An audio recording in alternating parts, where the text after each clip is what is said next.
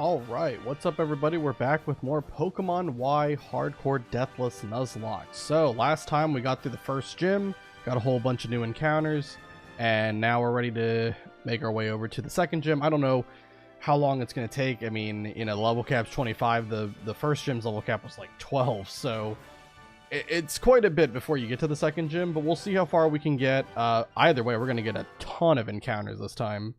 I'll load up the game, and then I'm going to pull up the stream, and we can go ahead and get started here. All right, just give me a minute.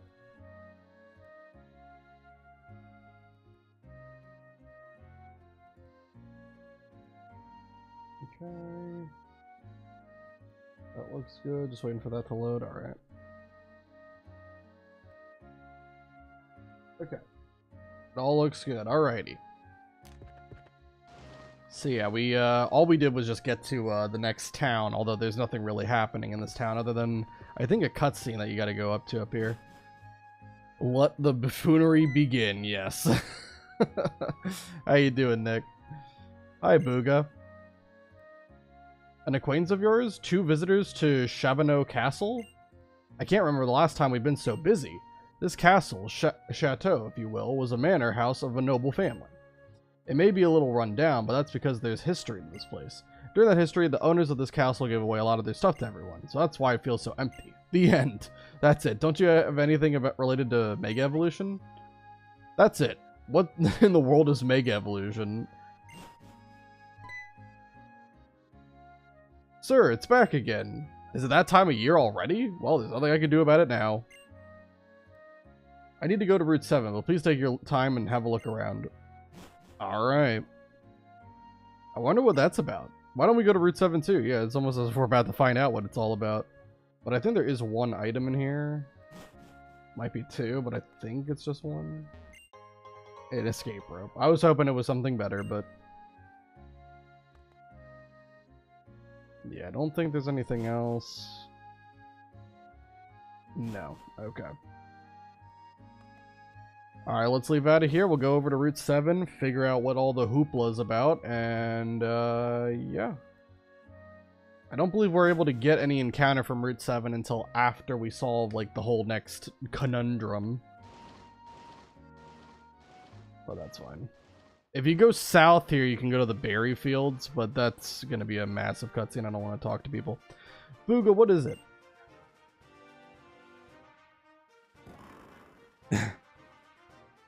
My man, here we go again. It's sleeping so soundly, the end of the world wouldn't wake it. Look, it's practically a mountain, right? It's blocking the road completely. Come now, sir, use the Poke Flute. Oh wait, do you even have it anymore? Nope, I handed it over. Or you could say it was taken by the owner of the palace. What? Huh? What's a Poke Flute? Basically, the Poke Flute is what we need to wake up Snorlax, but the Poke Flute is currently at Parfum Palace. Oh, that's it? All we need to do is go get it then. Come on, Booga, let's go. The Parfum Palace is just past Route 6. And maybe at a place like that, we might learn something about Mega Evolution. Alright, first, let's get this item up here. A Heal Ball. Kind of the forgotten Pokeball, if you ask me. I mean, usually when you're catching a Pokemon, it just gets sent to the PC box, so there really isn't a need to heal the Pokemon, right? Because it automatically gets healed when you get to the... when you put it in the box. But alright, so here I do kind of need a Pokemon to be level 12, so I might take the experience share off just for a little bit. Oh, actually, hold on. Do I have a repel on? Or not a repel on, but a repel in my bag? I do. Okay, we have exactly 1. That's all I need. Okay. Let's just go ahead and take out these 2 trainers. We want to fight the trainers here because if you get too close to the bushes, sometimes a Pokemon can jump out from the bushes, and that would be our encounter because this is a new route. I don't want to do that. I bet you thought I was just some unassuming tourist. I happen to be a seasoned battler too. You are challenged by Tourist Hiroko. Tourist Hiroko sent out Pikachu. All right. We got my boy Quilladin out here. And I already know that this guy's got static for its abilities, so let's just Use Bulldoze, because that doesn't make contact. Level 19 for Quilladin. Level cap is 25, like I said. It's a massive jump from the first gym. You got Pidgey. I mean, we don't have a great type matchup, but we'll swap. Go to Farfetch'd.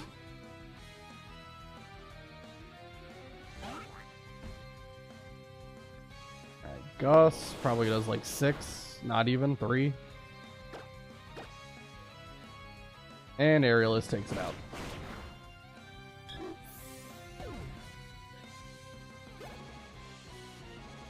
And then we've got Psyduck. Another absolute goat, but unfortunately, you're in my way, so we have to take you out. And that somehow just barely doesn't take it out.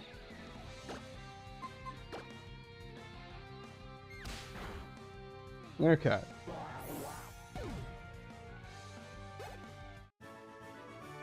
What? Received 880. I think that's actually a decent amount. I think these trainers have a lot of money on them, but obviously a lot of money at this point in the game isn't that insane. Why do I travel? Why do I battle? Allow me to demonstrate. Why do all of you have to have 3 Pokemon? Zigzagoon. Alright, let's just let's see if I can just make this a clean sweep. I'll go Hone Claws one time and then we'll just spam Vine Whip.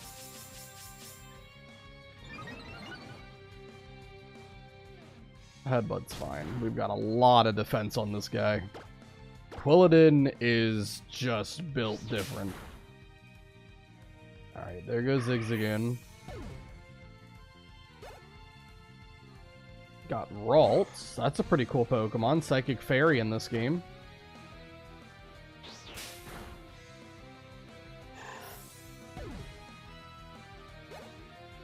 And we've got Gulpin. Normally, Grass would not be good against Poison, but when you've got a Ground-type move, no longer an issue. Okay. Did you see your Pokemon smile just now? No, I had a great view of his behind, so no. Alright. So the reason why we wanted to have a Pokemon that's level 12, and at this point I can actually go ahead and put the experience share back on. The reason why we wanted a Pokemon at level 12 is because there are, in this next patch of grass, if you use a Repel and go in the grass when you're at level 12, you can slightly increase the odds of getting a better Pokemon from the grass. Let me really quick pull up. This is Route 6, right?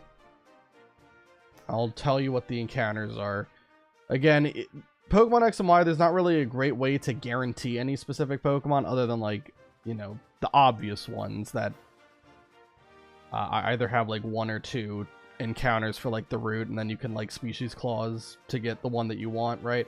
Other than that, there really isn't a lot that you can do. A lot of the routes you're just gonna have to hope that you get the RNG needed to get what you're looking for. So the Pokemon that can appear here are Oddish, Sentret, Esper, Honedge, Nincada, and Kecleon. Really, most of those Pokemon are not that great. However, there's one in particular that is really good, and that is, of course, Honedge. It's a Steel Ghost type. It evolves at level 35 to Doublade, and then you use a Duskstone to evolve Doublade into Aegislash, and Aegislash is quite possibly the best Pokemon for a Nuzlocke. It is so good. However, the base chance of getting Honedge is only 15%. If you go into the grass with a Pokemon that's level 12 and use a Repel, you eliminate Sentret as a potential encounter option, which Sentret is not a great Pokemon, so you're definitely not upset about that. So it increases the chance of getting Honedge by just a little bit. Not a ton, but a little bit. So we're gonna do that, and we're gonna see if that ends up mattering or not. Because every other Pokemon that you can find here really isn't that special, so let's use the Repel. Let's get in the grass and just walk around a little bit until we get an encounter. Here we go.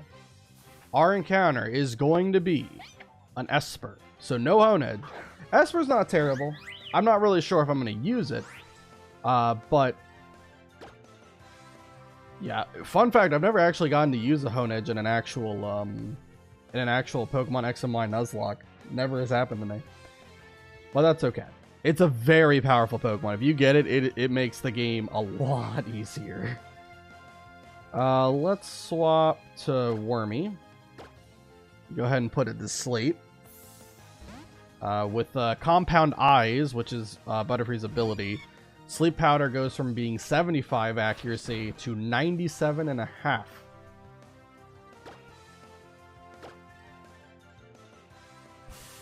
So it's very good for helping increase catch rates, because when a Pokemon's asleep, their catch rate does go up by a fair amount. I'm not sure if it's a set amount, but I know it helps the catch rate. So take every little advantage we can get. We probably could try to weaken it with Confusion, because it's a Psychic type. It obviously resists Confusion, but I don't think it's going to be that necessary. Didn't catch it on the first ball, though. Yeah, Sleep, ever since Generation 5, Sleep can only last a maximum of 3 turns. So it's already been asleep for 2. So on this turn, it'll either be the last turn it stays asleep, or it'll wake up. Okay. We caught on the second ball, so we don't even get to see. Alright, Esper, let's see what, well, I guess, yeah, it's not like Gen 7 where you can actually check the Pokemon before it gets sent to the box. You have to manually go back to the box to see. It has enough psychic energy to blast everything within 300 feet of itself, but it has no control over its power. You have a nickname. It's a male Esper. So Esper does have like 2 evolutions that have like pretty different appearances for the male and the female. So a male cat-like mystic. Fantastic, just fantastic. A new stream. Oh my god, Beepus. Oh man, that was painful. I probably had to read the word fantastic about 40 times the whole stream, and then started becoming like wonderful. I don't know what was going on there. Bunger. Sure, let's go Bunger for Meowstic. Fantastic. Bunger has been transferred to box 1. We'll go check it out in just a second here. Let me head on back. So there is one trainer on this route, Route 6, that actually is kind of notorious for being pretty terrifying to run into. It's a double battle, and both trainers use Furfrus. So the thing with Furfru, statistically, it's not that incredible of a Pokemon. However, it has an ability that really helps it out called Fur Coat, which doubles the defense stat of the Pokemon. Basically meaning that Furfru is a complete tank. That thing is hard to kill.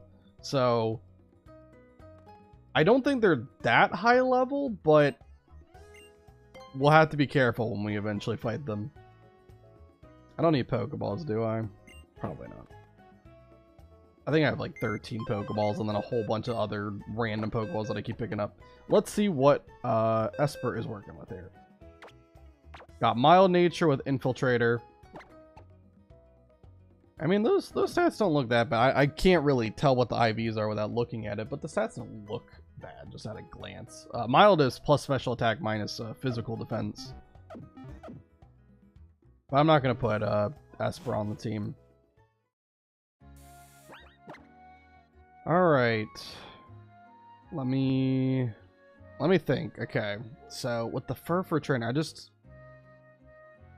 I feel like before we do the Furfur trainer, I probably should get Charmander leveled up so that he learns Dragon Rage and evolves into Charmeleon. I think he learns Dragon Rage at 15. I think. It's a guess. Didn't actually look it up. Find out. Bunger. Bug Snacks moment. That is a weird game, by the way. Alright. We're going to head over to the right side. Because the left side is where the Furfur trainer is. Let's deal with all these trainers first. Help me get some experience here. Now, I did... Okay, so let me show something. For the first gym, I was trying to do, like, grinding as normal. But now that we have beaten the first gym, I put infinite rare candies into the game. So, just to make grinding go a lot quicker, because... I mean, I could just beat up the wild Pokemon and level up everybody, but that takes time, and I don't think too many people want to watch me just go back and forth fighting very easy Pokemon over and over again. I see there's a trainer right here.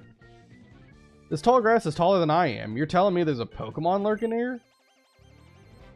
There is indeed Pokemon. You are challenged by Backpacker Jerome, and he has a fledgling. Alright, Charmander. We'll go Ember. Good damage. It's gonna go Agility, now it's gonna outspeed me. Can't really imagine Fletchling has too much to hit me with though, so I think we can just stay in. It'd be kind of funny if it knew Endeavor.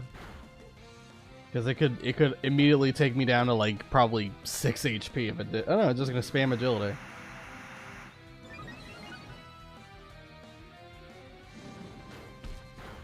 Alright, Fletchling's down. That's gonna be a fair amount of experience, I would imagine. Charmander the Imagine. Wow, I love finding myself a trainer stronger than I am. Gives me something to work toward. Alright. I never really refer to the Pokemon that I use in Nuzlocke by their, like, actual nickname that I give them. I really should do that more often, because that's the whole point of nicknaming them. 168 XP, so close. Yeah, to the funny number. There's two funny numbers, right? You know, it's either one off from 69 or from 67.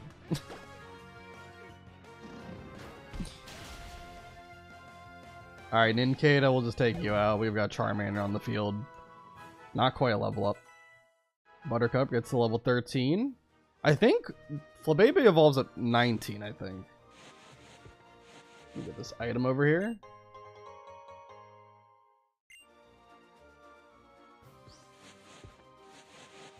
And again, I'm really happy we got Flabébé. That's a very, very good fairy type when it's fully evolved.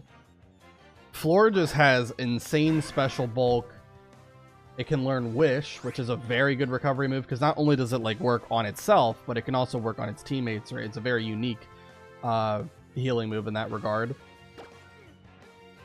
And it's a fairy type, which is just a very broken typing in general. You know, Steel and Fairy are usually like the two typings that are just super, super good. Steel is more of the defensive typing, Fairy is more of the offensive typing. Alright, so we did not learn Dragon Rage, by the way, at 15. I don't know when he learns it, then. In X speed. But I know Charmander evolves at 16, so... one more level and we'll get there. Think you can defeat a man at the peak of his happiness? Think again. Alright, that's an interesting thing. Get challenged by Taurus Takemi. Sent out Volbeat. God. So there's a ROM hack called Pokemon Emerald Rogue that I played a lot of like a couple years back, and one of my like very early attempts, I got like a Volbeat that actually, it was like the greatest thing in the world. It knew like Tail Glow, Baton Pass, Bug Buzz, and something else. And I almost got to like the 8th gym with basically Volbeat carrying me. It was great. But unfortunately I did not win that run. Tragic times. I think he ended up dying to like a main neck trick that like had overheat. It was pretty tragic. And I'm gonna hit myself in confusion. Alright, we're swapping out of this. I don't want to deal with confusion nonsense. Let's just go to Farfetch'd. Farfetch'd can make quick work of Volbeat here.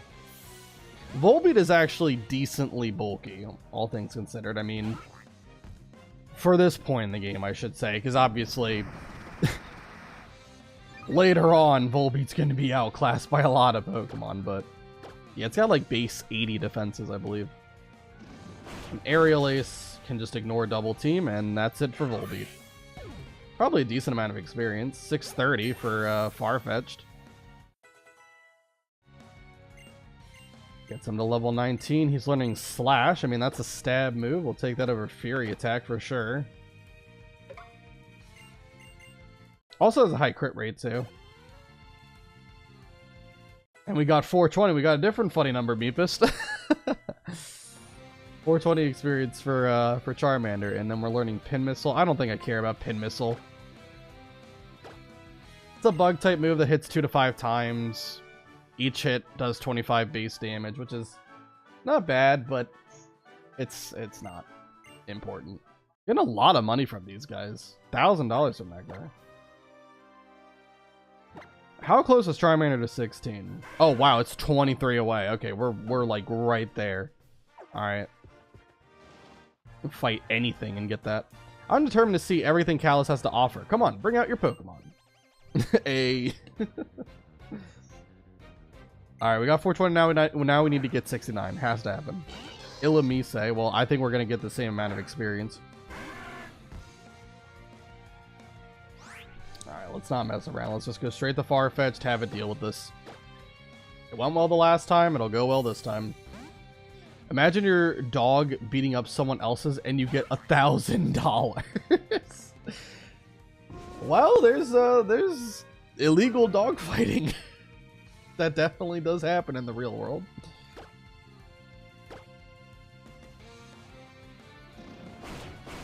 Sad but true. Alright, Ilamise goes down. We get 630 XP for Farfetch'd again. He gets to level 20. He's just cruising through levels. He's a traded Pokemon, so obviously he gets that experience buff as a result. And level 16 is where you learn Dragon Rage. This is a great move. This will help a lot for the Furfrou. Get rid of Growl. Dragon Rage is a move that always does exactly 40 damage. So in the early game, it is just busted, because a lot of things cannot take Dragon Rage, or if they do, they're like immediately down to like low health, right? It stays relevant all the way until like level 20. Wow, you're really good. Are you a famous person in these parts? I was gonna say due to lawsuits and medical bills. Well, in this game, in the Pokemon universe, Pokecenters are free, thankfully.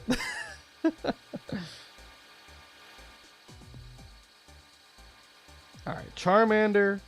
Let me update the thing here. Hold on. Charmander has just evolved into Charmeleon. There we go. Place the image.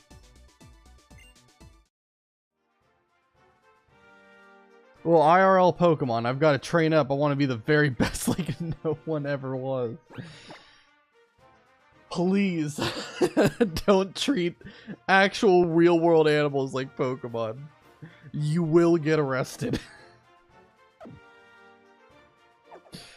They don't give experience. They just give extra charges, extra criminal charges for animal abuse.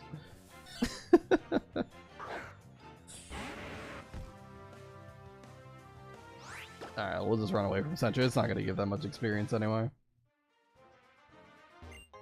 Get a Paralyze heal. And then is there something up here? I don't know why there's an empty spot right there. I think there might be something up here. There might be a hidden item. Oddish we can fight. It's an experience of some kind. Ah yes, my first murder.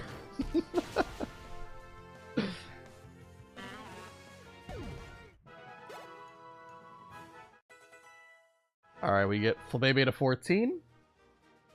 The only sucky thing with Flabebe is that its level up moveset does kind of take a while to get like some of the really good stuff. There's Hone Edge. I think if we want Moonblast, for example, which is a fantastic fairy move, it's 95 base power, a special attacking move. In order to get that, we need to wait until like level 44 or 46. It's a lot. Thankfully, the levels, like the level cap for this game kind of goes up pretty fast, but if this was any other Pokemon game, it would take a long while before you really would see any benefit. And now Honedge is going to show it back to back. Can you be a shiny? Because then if you're a shiny Pokemon, I can legally catch you. Because that's shiny claws.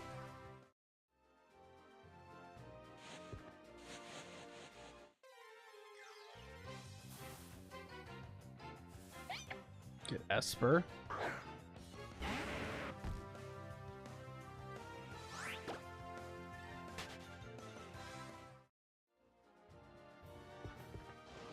I'm just trying to find the trainers here. Today's the I can't even see them. Today's the day that I begin my path to becoming the champion.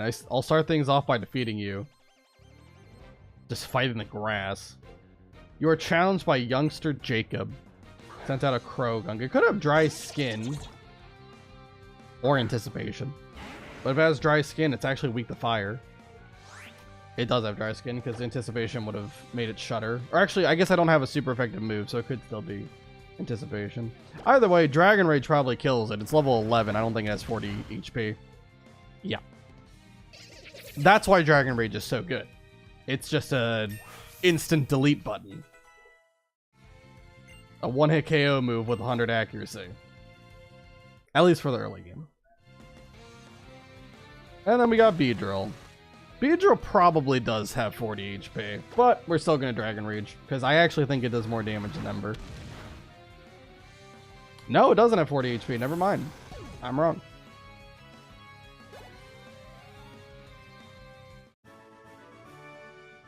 Maybe I should start tomorrow. Today is Jacob's first and last day as champion. Yep. Dreams do have to die, unfortunately. That's the worst part about dreams, is that eventually you gotta wake up.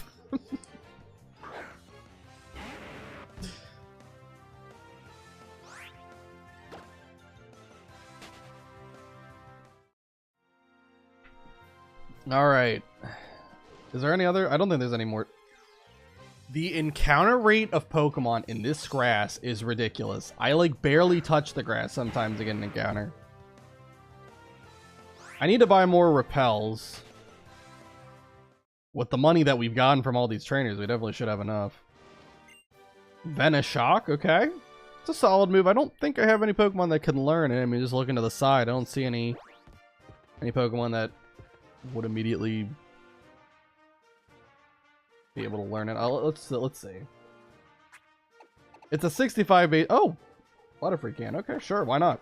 It's a 65 base power poison move that doubles in power if the opposing Pokemon is poisoned. Take that over Harden every day. Not a bad move. Maybe I should have kept Poison Powder on Butterfree. Oh well. I didn't know it could learn Venoshock, honestly. Alright, we'll heal up. Then I'm gonna go buy repels. And then we're gonna fight the trainer that everyone is very terrified of if you don't know what's coming. Thankfully I know it's coming, so I think we're more than prepared for it, but alright. We're gonna buy, let's buy like, I don't know, 20 repels. Okay. So like I said, it's a double battle, so let's see who we want to lead with here. I definitely like Charmeleon because of Dragon Rage. I think... I mean, Farfetch'd isn't a bad idea, I don't think. You could also do Wormy and put one of them to sleep. That's not a terrible plan. Yeah, let's put Wormy and Charmeleon as the leads. That way you have one that can use Dragon Rage and one that can use Sleep Powder and just kind of take control of the battle. Makes sense to me.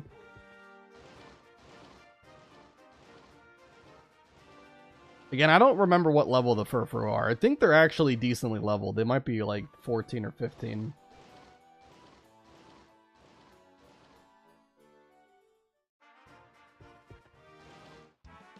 Alright. Ha ha ha, I can see it on your face. I can feel it in the air around you. You're a trainer who loves their Pokemon. Come join us for a Pokemon battle. I'm confident that you'll love Pokemon even more after we're done. Sure. Challenged by Pokefan family Jan Aaron. Fur. And they're all dressed up. Look at them. Yeah, they're level 14. Yeah, so, I mean, they're not like that bad, but again, with Fur Coat, they basically are like one of the most bulky Pokemon you could run into at this point in the game. But we're going to go ahead and Sleep Powder, the one on the right, Dragon Rage, the one on the left. Use Tail Whip on me. Okay, lower my defense. Should be okay. Oh, they're also going to growl me. I mean, that's fine too, I guess. Dragon Rage always does 40, whether you want it to or not. It's not enough to take it out. But I put one of them to sleep. One of them's about to die. I don't think we really have to worry too much about that.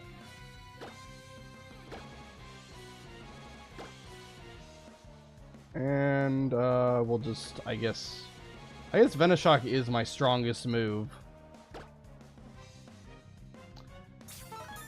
They've got a super potion. Oh my god, I didn't know that. That's an unfun fact.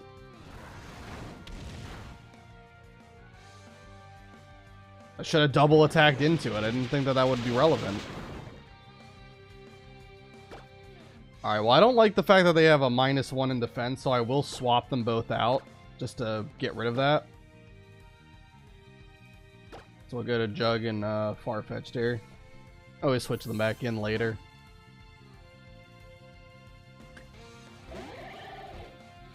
Bro, what is their name? Sounds like some Pokemon family content creators. Yeah. I don't know. Like, a lot of the names I definitely think are supposed to be kind of like, I guess, closer to like French or something, or European in general, because the Kalos region is supposed to be based off of like France. Lumio City is just Paris. Alright, we'll go Bulldoze. We have a flying type on the field, so Farfetch'd is immune to Bulldoze.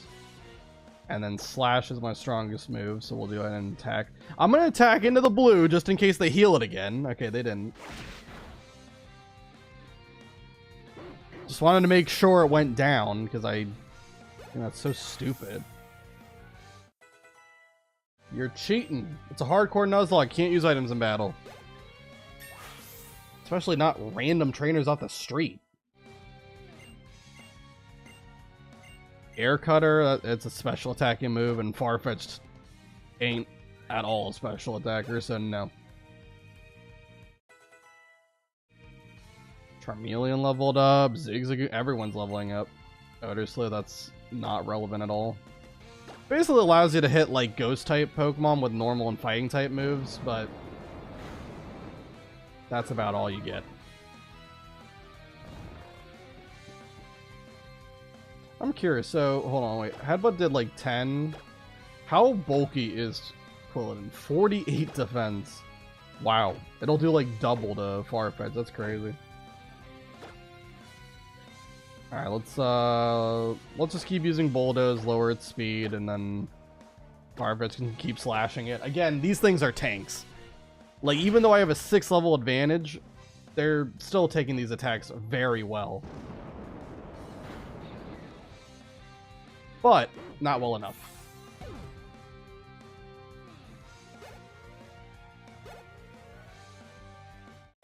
Alright, Butterfree gets level 18, learns Supersonic. We're not doing that. With Compound Eye, Supersonic would be a little bit more accurate, but it's certainly not accurate enough to really justify putting it on. Razor Leaf, I guess it's better than Vine Whip, but again, like, well, maybe ain't a physical attacker. It's got to start learning some special attacking moves. Now I'm head over heels for your fantastic Pokemon. Don't do this again. Don't do this to me. Good effort, my beloved Furfree. You're the best. 2,000 bucks? Let's go, man. Alright, let me go back and heal, because that did take a bit of a toll on my Pokemon. Just want to make sure they're all fully prepared for any other fights that we might run into that might end up being scarier than I thought. Oh my god, never mind. Their name is the best. It's fantastic. I really hope we don't start with this nonsense again. Oh my god. I can't. It's gonna live rent-free in my brain. The word fantastic is gonna be something I'm never gonna look at the same way ever again.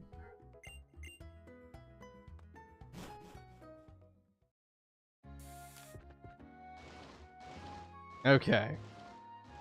Let's head up here. We're gonna just beat all the rest of the trainers. Again, with my Nuzlockes, if I'm allowing myself to use rare candies, I usually justify it by at the very least fighting every trainer I come across, or at least most of them. I'm not gonna like backtrack to fight a trainer that is only accessible once I learn a certain move, but I do try my best to fight like most of the trainers I come across to kind of better justify using rare candies. Let's start a secret battle in the tall grass. Also, you get a lot of money from this, and you know that will help with buying like some of the TMs from some of the shops. You're challenged by Beauty Bridget. Spelt very weird. I don't think I've ever seen Bridget spelled that way.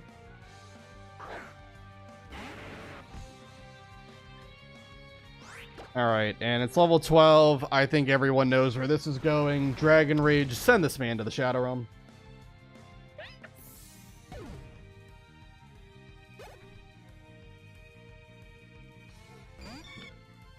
If Beedrill didn't have enough HP at level 13, I don't think there's any way Butterfree's got enough at 12. So goodbye.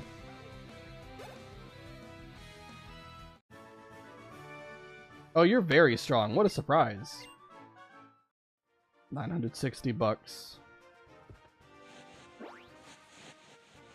And we get this item up here. If I can pick it up. Thank you. An Awakening. Kinda useless. I can only use that outside of battle, and that would only apply if my Pokemon is asleep. Oddish.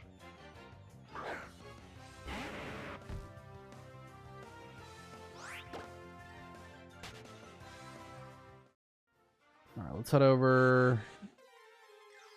I'm putting the repel on. I'm putting the repel on.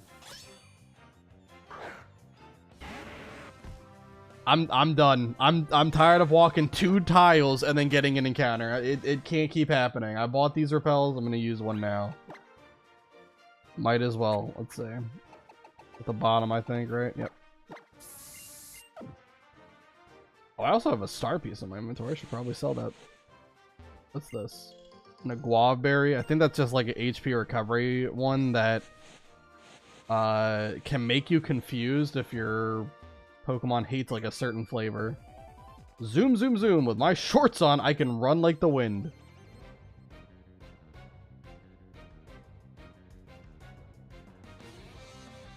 Okay. With my shorts on. I think you can run pretty fast regardless of the attire you're... Well, I guess, I mean, if you're wearing like really baggy stuff, then I guess. But, you know, you're challenged by youngster Tyler.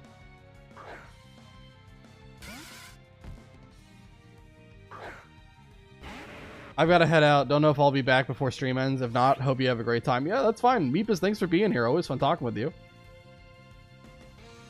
Don't have to feel obligated to come back. It's alright.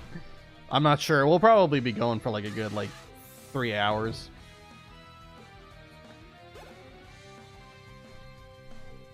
But we'll see. If I find a good stopping point, then we'll stop earlier. Alright, Dragon Rage. That takes out Scraggy. Level 20 for Charmeleon.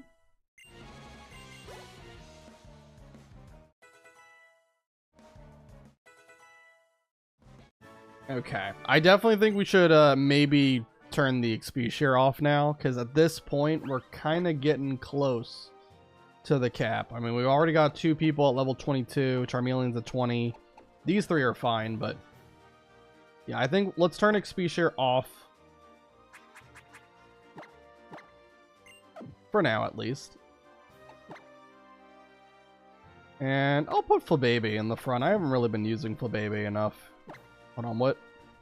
Is it no Fairy Wind yet? Yeah, no Fairy Wind. Okay, good. Definitely put that at the top because it's way better as a special attacker than physical attacker. Oh, there's another trainer here. Came all the way from the Unova region to see Parfum Palace.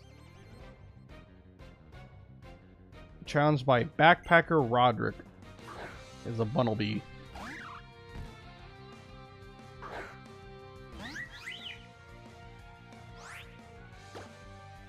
I'm gonna swap. Bunnelby probably hits harder than Flabébé. So, let's head over to Butterfree. Zigzagoon also is not going to be on the team for very long. It does evolve at 20, so you can get like a early fully evolved Pokemon, but Linoon isn't like that great. We already have a normal type on the team with Farfetch, so it's better to diversify, so I'll probably end up trying to get... Well, there's actually one Pokemon coming up that I'm definitely going to want to put on the team, so when we get that, that'll probably replace Zigzagoon. You might already know which one that is. Alright, Bunnelby's fast asleep. Gus is going to do probably like, maybe half? Oh, well over half. Okay, perfect.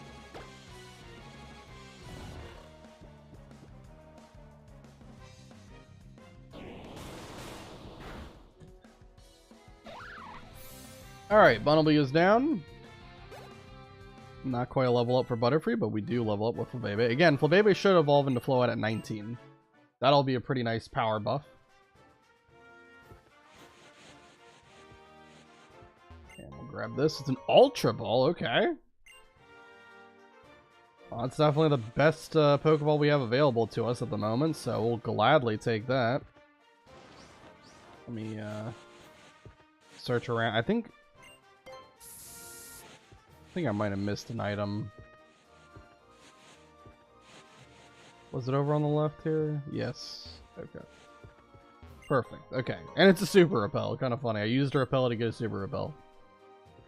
Alright. That's all I wanted to do. Now we can go up and do the Parfum Palace stuff. We also have to actually pay to get into Parfum Palace. I think if you don't have enough money, I'm pretty sure they let you in. I could spend all 8,000 of my Poké Dollars to avoid taxes, but it's alright. Can I talk to you? Trying to see if they gave you an item. I thought someone gave you a berry around here. Maybe I'm wrong. Do you guys give a berry? No. Alright. Oh, here we go. This person gives you an Oranberry. Okay, I thought I remembered that. Let's head up to the palace.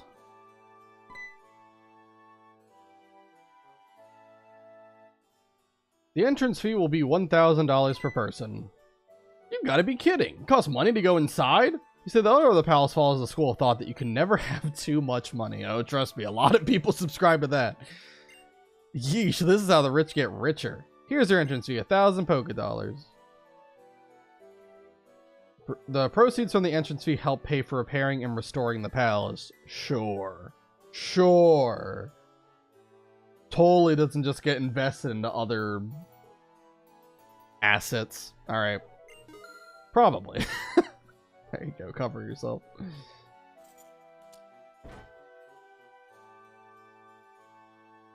Alright, we're just, that is the worst gate I've ever seen.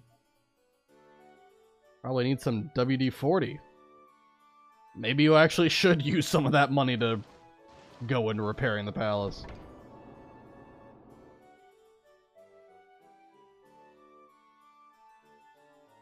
Where is it? Where could it be? My Furfrou. My beloved little Furfrou has disappeared. It disappeared. Hey, Booga, we should help look. I mean, if my Pokemon was missing, I'd be sick with worry. All right. Is there any, I think there's one item in one of these rooms, and I can't remember if it's on the bottom floor or the top floor, but I think it's on the left side. I think. Hopefully I don't make myself look like an idiot in the process. I guess we'll find out.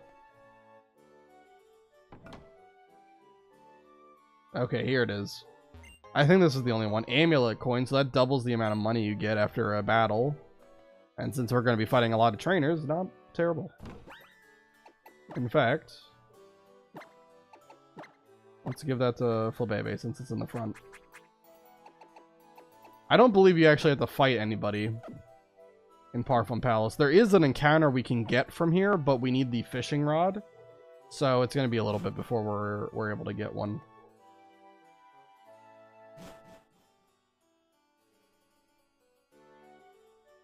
No, there's nothing out there. Okay. Oh. Game, I'm not trying to go that way. And let me just head out. Now we can look for the furfru, and then we can make our way over to get in the polka flute.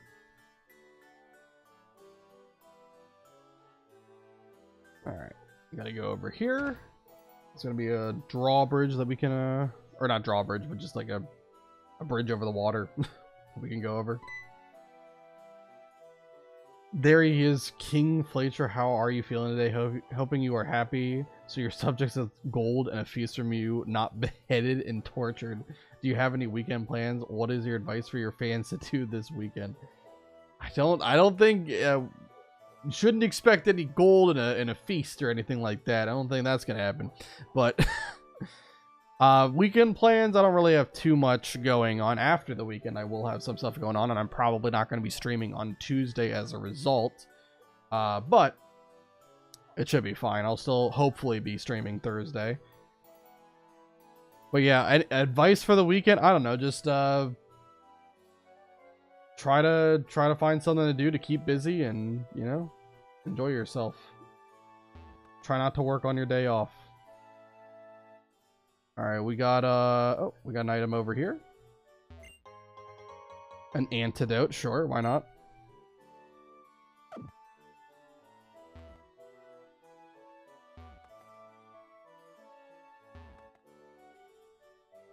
Oh, there's no item here? Okay, I thought every one of these sections had one. I know there's a hidden item in one of the grass or the hedge areas, but I think it's kind of obvious where it is. There's an item around here, right? Yep. Trying to remember where all the items are. It's been a while since I played X and Y, but, you know, I always looked up where all the items were to try my best to get everything. There are going to be some items I miss out on, I'm sure. Super Potion, and then on the other side, it's the same thing, but I think, is this? No, this isn't where the hidden item is. It's one of the... It's this one, okay. Yeah. This has a hidden item in it, because they're symmetrical, so that's kind of your hint to check. Alright. And we get the Cut HM, which I don't think is needed for any progression in this game, unlike other Pokemon games, but there are some items you can get from using it, so we might teach it to someone, I don't know. Oof. Please don't run away. Booger, give me a hand. The path over there leads to a dead end. Let's split up, chase Furfru, and corner it there. Alright. I'll keep it from getting away, so pick a spot for me to stand. Somewhere like... over there. Over there. Let me know when you decided where I should stand. It's kind of funny. If the two of us work together, we can solve this puzzle and catch Furfur. It's kind of funny. She tells you I should stand here or there. She actually, what she needs to do is stand where she already is. That's how you answer this puzzle. You have her stand there, and then you go from the left, and that makes it go up. Hey, Booger, are we close to cornering it? Maybe it would be better if I waited over there. Yes. Now you go over and tell her to stand over here. I don't really know if it matters that much, but yeah, tell her to stand there. And now it goes down and ta-da. Very easy. Well done, we finally caught it. Booger, you're amazing. We caught it because you understand how Pokemon feel, or I just understand very simple logic puzzles. Oh, my dear Furfru, my beloved Furfru. Could you be the two responsible for my Wonderfru reunion with my dear Furfru? Oh, Lord. How Wonderfru indeed. Please don't try to make this an actual word. It's marvelous, simply marvelous. Well, at least it's not fantastic. A situation like this demands fireworks. We shall put on a show. Boom, boom. My Pokemon and I are reunited. Our bond has been proven. We'll commemorate this joyous occasion with a tremendous fireworks display. This guy loves using big words, thinking it makes it sound like a more interesting person. And it will also serve as a reward for the tiny bit of trouble you went to. Rendezvous at the balcony. Do you understand? Rendezvous. Yes, I know what that word means. Thank you for asking. You can reach the balcony from the hall with mirrors on the second floor. Maybe Furfur would have been better off if we hadn't found it. If I were a Pokemon, I'd hate to have a trainer like that. But I really love fireworks. So let's make the best of it. That was a pretty good roast that Shauna had. I like that. No streaming Tuesday. I let Squink watch your stream to keep him busy. If you don't, I won't have time to get a new whip to give him in check. Guess I'll find a way to make do. What are you doing Tuesday? It's personal stuff. It was the whole reason I wasn't able to stream for the last week and a half. I got some more stuff to do next week, and unfortunately, that means on Tuesday it's going to be a lot. And I just don't really want to even think about doing anything else that day, so that's why nothing's happening on Tuesday. But on Thursday, I'm hoping I'll be able to go as normal. But we'll see. It's not guaranteed.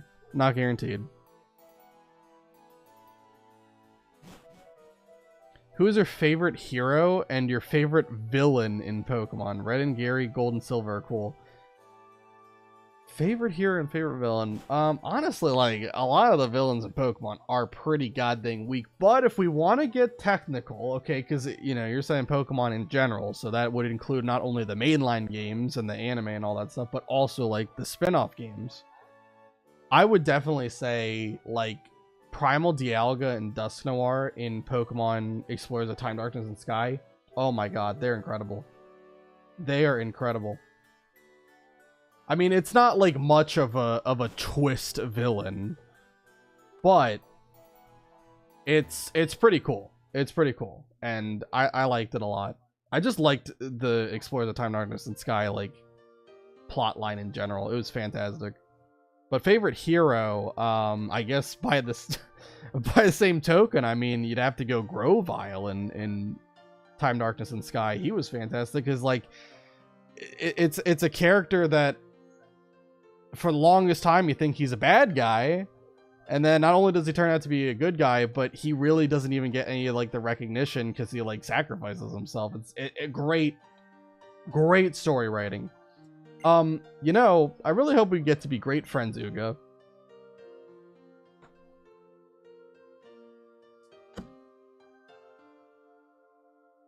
I do like how in Explorers of Sky that they expanded on it and let there be like a whole extra side story that explained what happened to Grovyle after he like, you know, I'm yapping too much about it. I could gush for hours about Time, Darkness, and Sky. It's so good. If you've never played it, you should play it.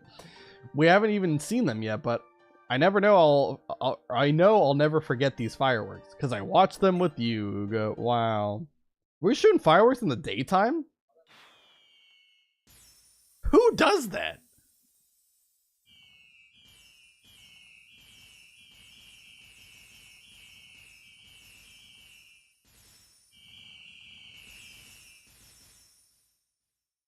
Incredible.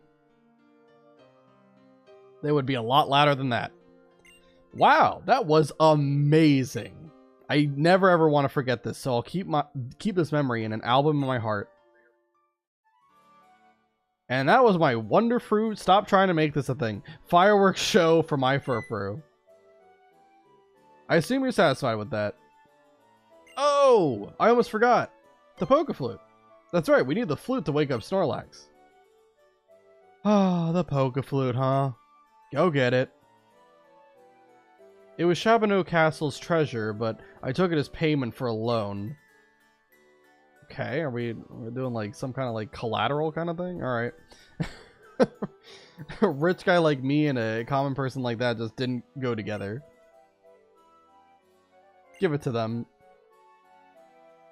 Here is the poke flute.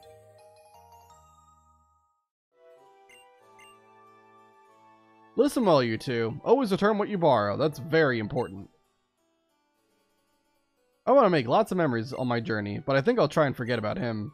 You can imagine how stressful running in this place is for him. Yeah, it's so stressful. It's so stressful having multiple millions of dollars, probably even billions, I don't know. It's so difficult. That may be so, but... Oh, that's right. Mr. Butler, do you know anything about Mega Evolution? I remember reading a book on the subject in the Palace Library. It had something to do with what you now call a trainer holding a mysterious stone high and making Pokemon evolve even further. Also, it's not much, but I would like you to have this.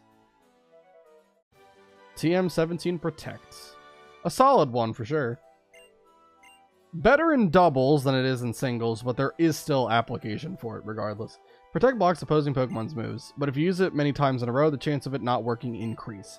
If you will excuse me, I shall take my leave. The owner of Chabonneau Castle used to be friends with that guy. Can you believe it? Isn't that crazy? We have to be sure to give that flute back after we wake up Snorlax. Yeah, Protect, I mean, like, it's better if you have, like, an item like Leftovers, which kind of, like, passively heals you, or if you have, like, Aqua Ring or something up. You know, some benefit out of using it. Otherwise, in singles, all it really is used for is just kind of either scouting your opponent's moves, or... I guess if, like, someone's using, like, a 2-turn attack, then you can block it, right? If Nintendo asked to use your Flatro Pokemon and they would include you in the game as well, would you let them? That would be cool, right? Like the drawing I made like when I was 10 years old that I called Flatro. Is that what you're referring to? I don't think Nintendo's gonna want that. That's that's not great. I would be flattered though if they would be willing to give me money though. if they want to give me royalties for some dog shite drawing, sure. I'll take it. If Cinder was a Pokemon, what type would she be? Absolutely dark normal. No question about it. So there are two sides to her. When she's angry and she wants something, or when she's just being a regular little goofball. So that got the duality right there. And she would have an insane speed stat, because god dang, that dog is fast. When you confess to Senpai, but it gets drowned out by the sound of fireworks. Oh my god, yeah. It did seem like a confession that she was going for. I don't know how old the characters are supposed to be in this game. I know they're not that old. But it did seem like she was about to pour out her heart to me or something. Lumio City. Yeah, Lumio City is fantastic. It's hard to navigate. I to this day I have trouble navigating it. I usually just go to like the cab drivers and tell them to drive me wherever I want to go. But that's great place, fun, cool. I was considering going on vacation to France, but watching a Kalos challenge run is apparently a bit cheaper. It is fair amount cheaper, shockingly enough. But don't stop yourself from going on vacation to France. I'm sure there is plenty to see and do there.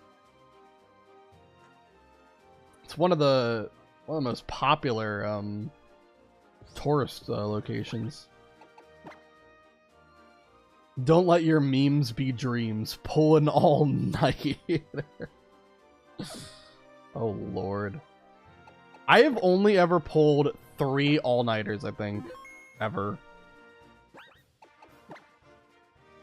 And I remember one of those times, the way I kept myself awake was by playing Wii Sports for like a couple of hours.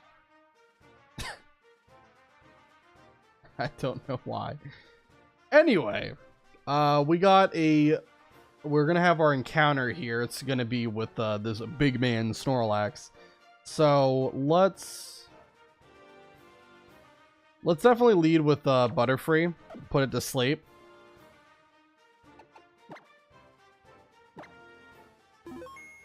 and we'll try our best to weaken it. Although I think it has defense curl and amnesia, if I'm not mistaken. Oh, it's you two. Did you actually manage to borrow the Poke Flute? Yep. Uga handed over the Poke Flute. Yeah, I have to give it to him because he's the only one who can use items. I can't use items in battle. Thanks. Well, you're the only one who can play it, right? Snorlax can be grumpy when it wakes up. It might attack. I'll play the flute right now, but are you ready to stop it? Yeah. Feels nice to have this flute in my hands again. Okay, I guess I'll start playing. In Residency, we did Cue to Call, which means pulling an all-nighter every other night for entire rotation. Sounds great. Sounds great. How did you battle like tiredness? Like what was your go-to? Was it just drinking like a lot of coffee or like just caffeine in general? Sugar? You know, energy drinks? What was the solution? Put Snorlax to sleep immediately after waking it up, yeah. Snorlax opened its eyes wide. It doesn't look like it did. That is apparently opening its eyes wide right there. Do y'all remember when Snorlax, like in Generation 7, they showed off like his Z move, pulverizing Pancake, and it basically was actually him opening his eyes and then like running full speed to kill someone. Like,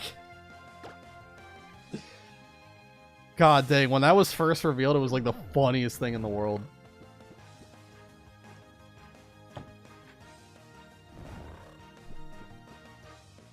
Alright, put it to sleep. I don't believe it has like rest or anything. At least I hope it doesn't, otherwise it's gonna be a pain in the booty cheeks. But Venoshock should do decent damage. Just kidding. I know it has a really good special defense stat, but I thought it would do a little bit more than that. I like how Venoshock just makes Butterfree like freeze. Defense scroll. Pretty sure its moveset is like Lick, Tackle, Amnesia, and Defense scroll, if I'm not mistaken. My program director's favorite joke was, what's the problem with Cue to Call? You miss half the pathology because if every other night you're in the hospital, also every other night you're not in the hospital. God dang. Schrodinger's hospital right there.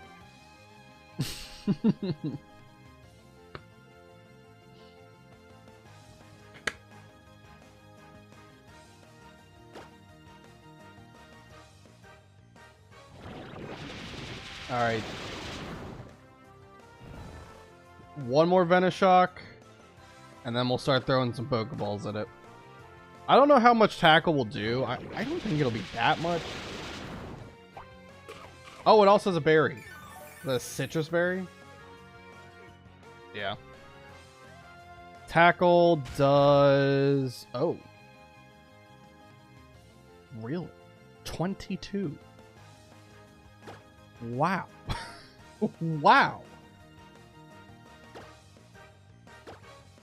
I apologize profusely, Snorlax. I did not know that I didn't know you were him. How much does it do to Quilladin then? 12. Yeah, Quilladin's my bulkiest Pokemon for sure. Alright, let's just use Vine Whip. Should do a decent amount of damage. Alright, and now we'll throw some Pokeballs at it. Paralyzed me. That's okay. I don't really plan on using Quilladin for anything other than throwing Pokeballs here. We do have an Ultra Ball. I'll use that if I get desperate. Start with some Pokeballs, though.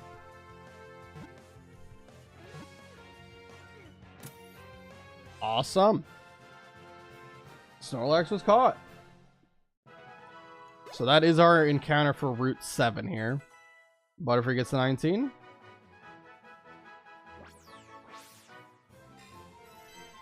Its stomach can digest any kind of food, even if it happens to be moldy or rotten. He weighs 1,014 pounds. This man could have his own TV show. He's also almost 7 feet tall.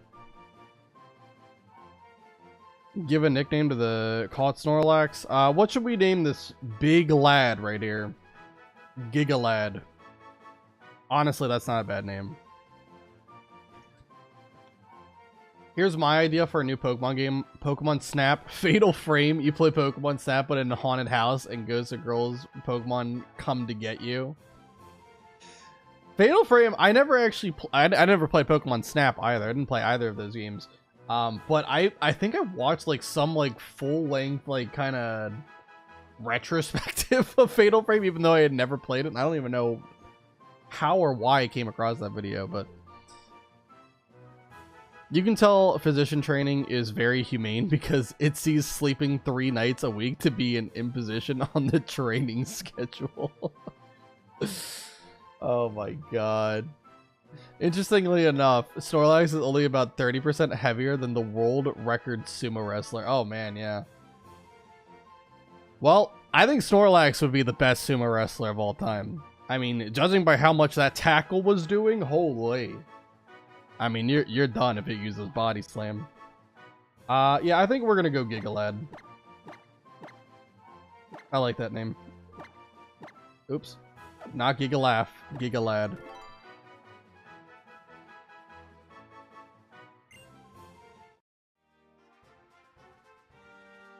Awesome, you caught Snorlax. Grr, oof.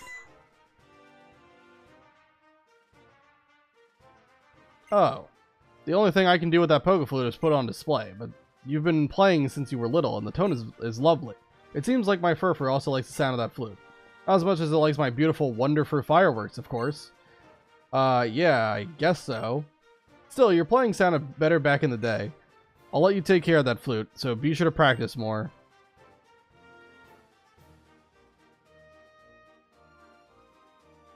Was that supposed to be an attempt to patch things up? Well, whatever. All's well that ends well. I wonder what lives passed where Snorlax was sleeping. It does kind of suck that Snorlax ends up being our encounter for this route. Now, Snorlax is a great Pokemon. I'm not saying that that's bad, but there are a couple of other cool Pokemon we could have gotten from this route if we went in the grass, but we're not able to do that. Let's see what Snorlax is working with, because I'm very curious.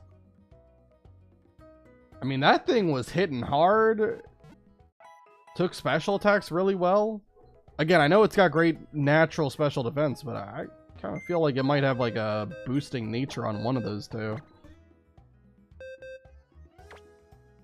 It actually had a minus special defense nature. Really? Wow. It's a minus special defense nature, but a plus attack nature. So the tackle was doing more damage than I was expecting. Alright, we're putting Snorlax on the team over Zigzagoon. I mean, are you think I'm crazy?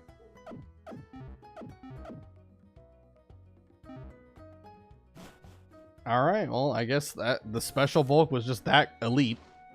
But yeah, the damage it was doing was higher than I thought it should do. So I was only a little bit correct. We take those. Better than being completely wrong, right? Oh, hey, Booga. Char said he wanted to check out the Pokemon daycare. Come with us.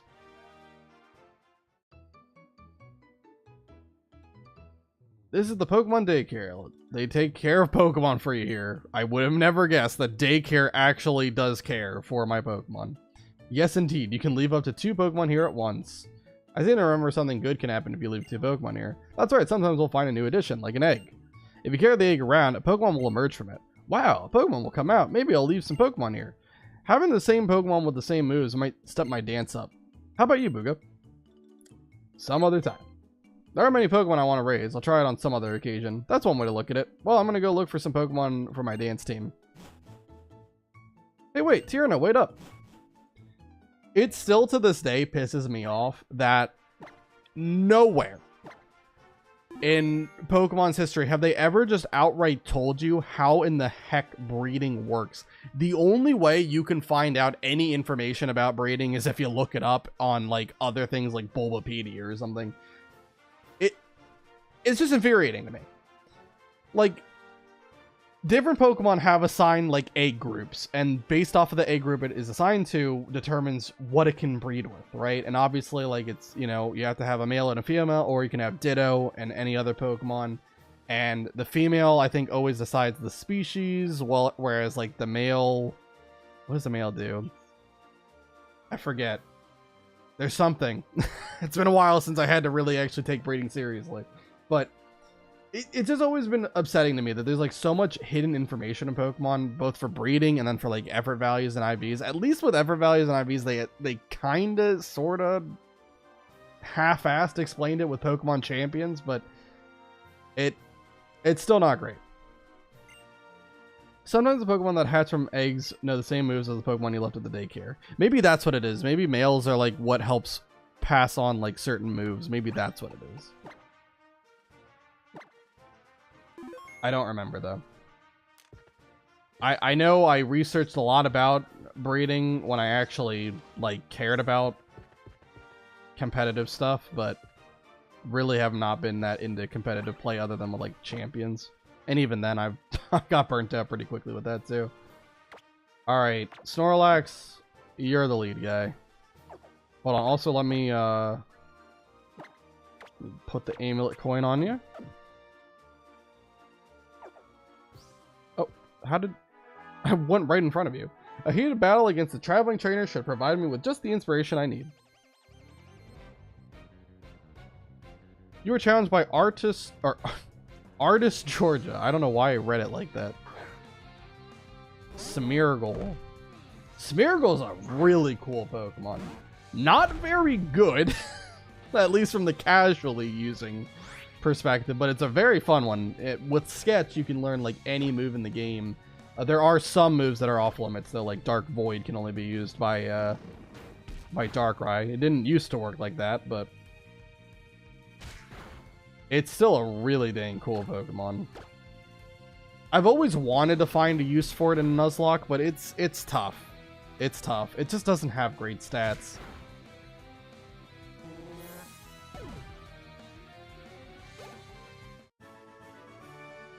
Excellent, thanks. It's been ages since I worked up a good sweat like this from a Pokemon battle.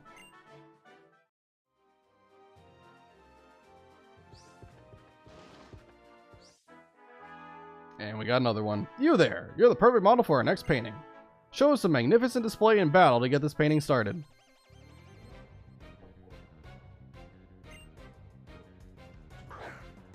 Mona and Pablo sent out 2 Smeargles. I didn't realize it was a double battle, but I guess it's alright. I'm gonna swap Flabebe for, I guess, Butterfree.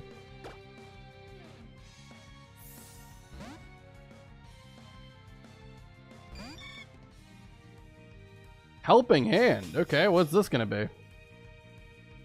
Metal Claw. Sure. 6 damage. See, that's the problem with Smeargle, is like, you would think a Pokemon that can basically learn every move in the game would be fantastic, and then it's not.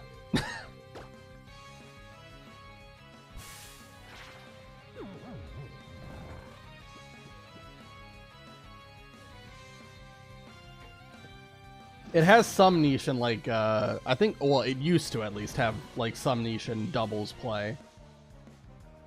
I don't know if it still does.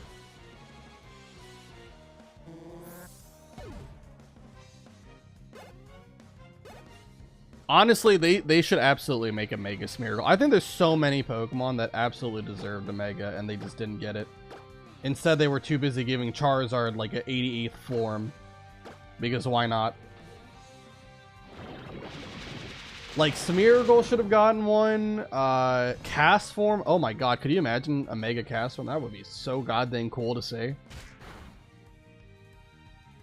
Like, okay, now I'm just getting into, like, theory crafting stuff now, but, you know, listen, I have to... This is, like, my ultimate cast form idea. So, Mega Cast form, here's how I would work it.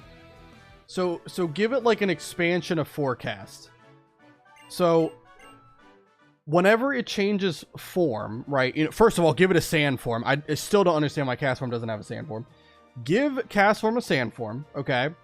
And make it so that every time cast form changes forms, it gets like a +1 in special attack, right?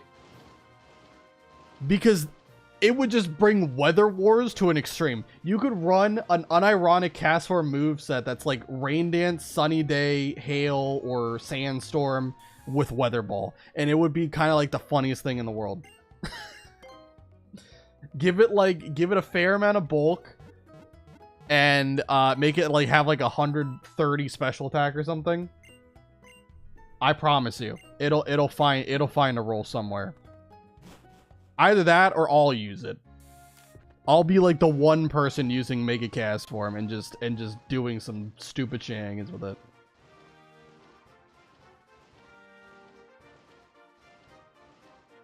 Justice for my boy. I don't know what you would do with Smeargle though, because Megas can only get like 100 extra base stat total usually, so I don't know what you would do with Smeargle. You'd have to find some way to make that guy really good. I mean, I guess you would start by giving it, like, an insane speed stat, right? Oogie, do you know about this building? It's called the Battle Chateau, and it's famous for being a place where trainers gather to improve their skills. If I learn even more about Pokemon, I'm sure I'll be able to defeat Kalos' 8 gym leaders. Well, I've already dealt with one of them. Just gotta deal with the other 7, and then deal with the Elite 4 and Champion, and we win the run. Alright. Let's keep going. There's another guy. A blank canvas before me, and yet no inspiration from which to paint. You are challenged by Artist Pierre.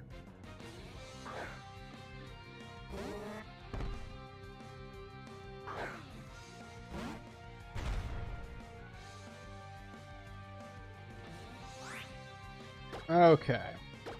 What you got, Smeargle? Rock Smash. Alright, well, that is a fighting type move. Super effective. But even with a super effective move, I mean, it does nothing. Oh my lord.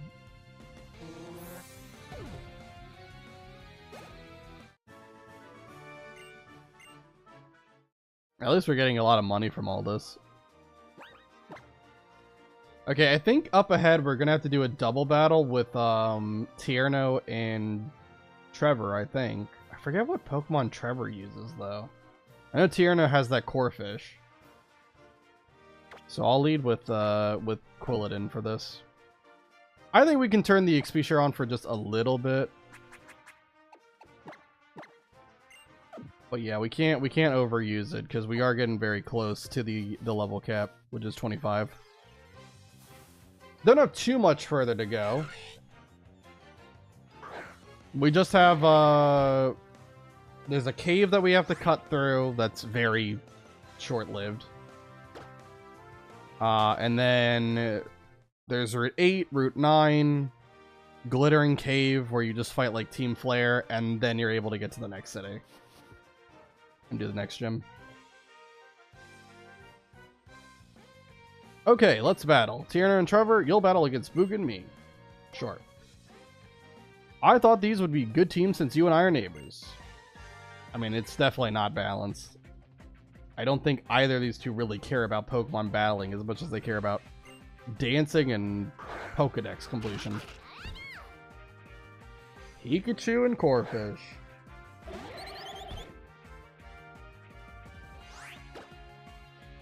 Actually, hold on. I'll use Bulldoze here, because he's got Fletchling on the field. I can take out the Pikachu, and I can slow down the Corphish. I think Corphish always goes Swords Dance, if I'm not mistaken. That did not kill Pikachu, wow. I know that Bulldoze has a damage reduction, but I thought it would kill.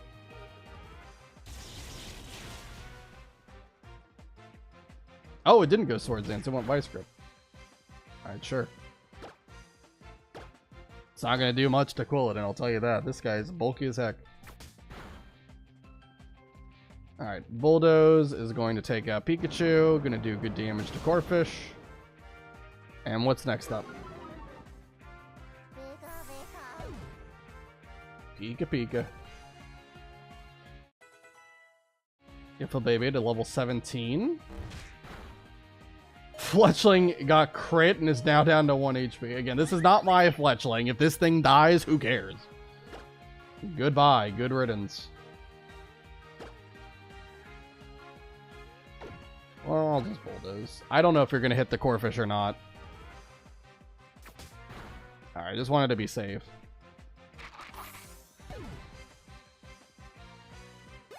My rival is totally allowed to lose their Nuzlocke. It's just me who can't lose a Pokemon.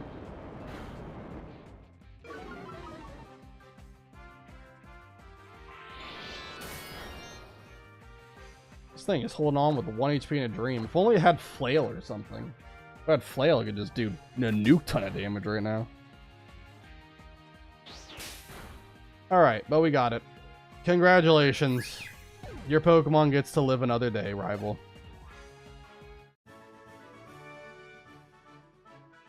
Whoa, now that was a nice move. So you can't learn everything just from the Pokedex. I see.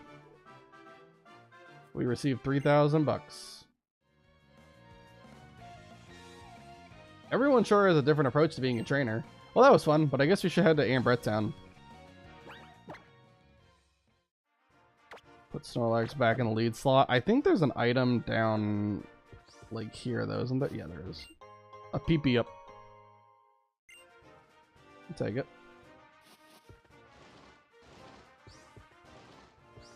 Alright, and then... yeah, there's a cut tree, but obviously...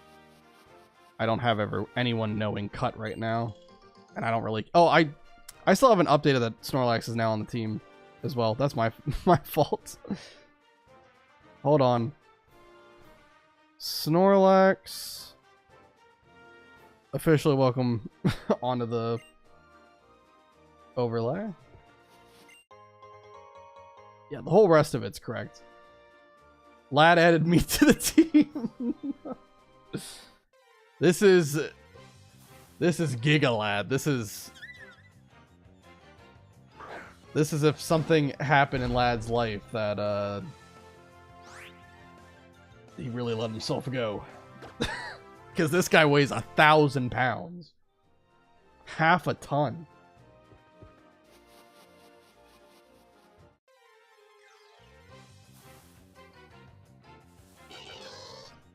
What's up? My dog has made her appearance here. She probably wants me to do something with her.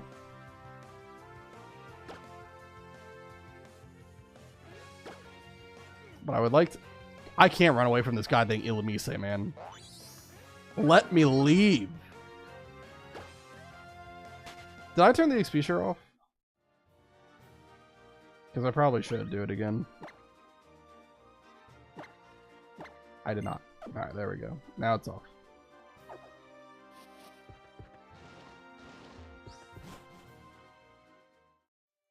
Alright, so this is a new encounter here. This is Connecting Cave. So, the Pokemon that can appear here, I believe there's 4. And I know one of them is interesting because it's an Axew. Hold on one second, let me pull it up. So yeah, you've got 30% chance of Zubat, 30% chance of Whismur, 30% chance of Meditite, and then 10% chance of Axew. Axew is a little bit scary because it knows Dragon Rage. So we will have to be careful if that does end up popping up. Now we do have a Fairy type, so obviously Fairies are immune to Dragon type moves. That does include Dragon Rage as well. So don't have to worry about that as long as we have Flabébé on the field, but obviously Flabébé can't take hits forever. Eventually it will need to swap out, so I'm just gonna have everyone fully prepared just in case whatever shows up. I think I'm hoping mostly for either Zubat or Axew, because there is going to be a way to guarantee a Dragon type later on, but I'm talking it's guaranteed way later on, so getting Axew now would give us a nice Dragon type Pokemon to use for any other fights, and also it learns Dragon Rage obviously because it's gonna have it as soon as we encounter it here. Yeah, let's see what we get. Let's just walk in. This person I believe heals you, right? So I didn't even need to use my potions just now. Fun fact.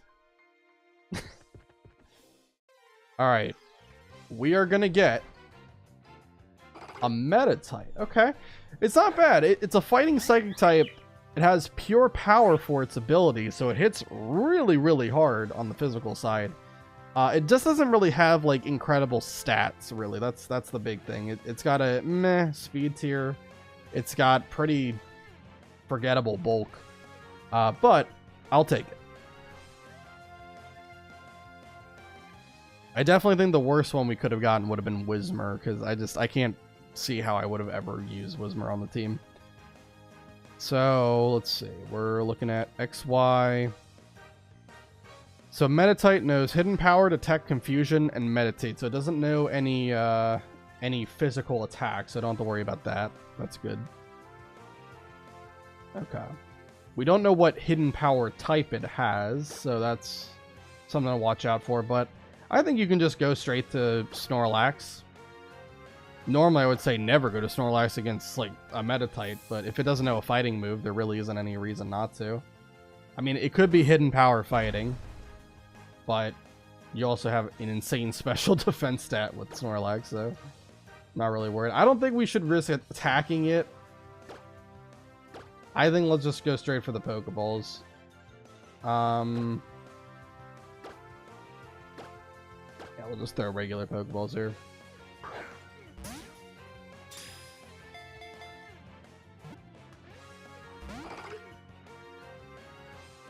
Appeared to be caught. My behind. It doesn't affect. Oh, so it's a ghost type Hidden Power.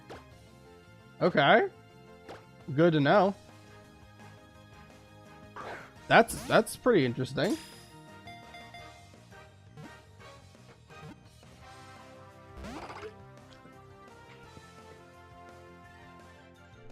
Alright.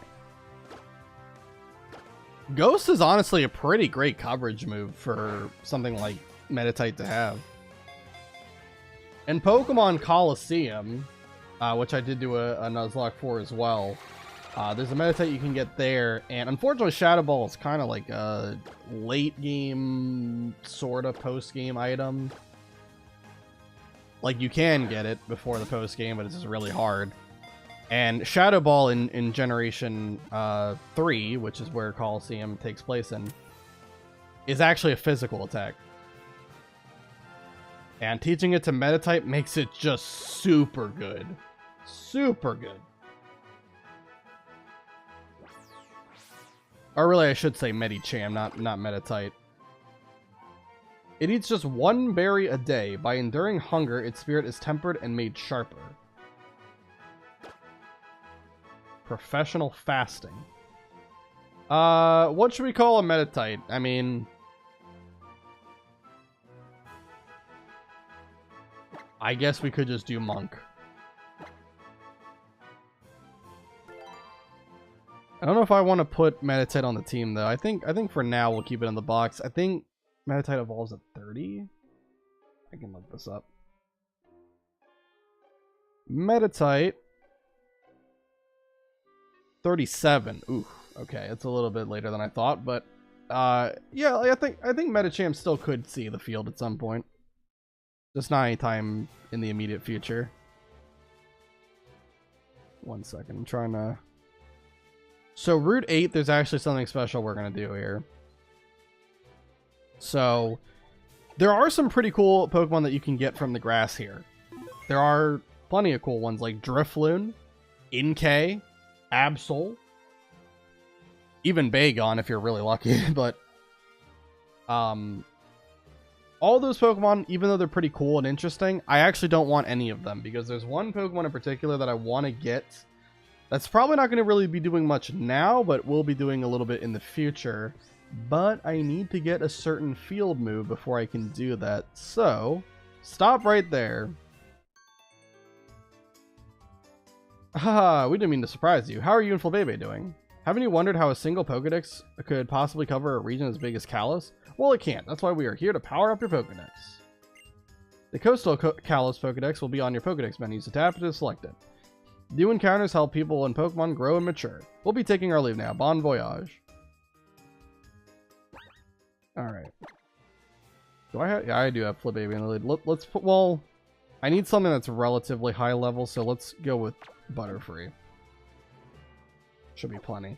Because we're basically going to use repels to get through this entire route. I do not want to get an encounter from the grass.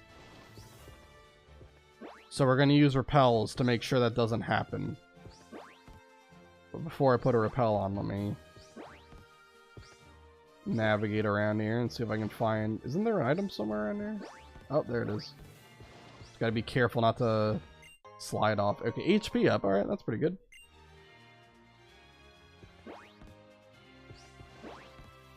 Alright. I'm gonna put the repels on now, just so I don't accidentally speed into the grass by accident.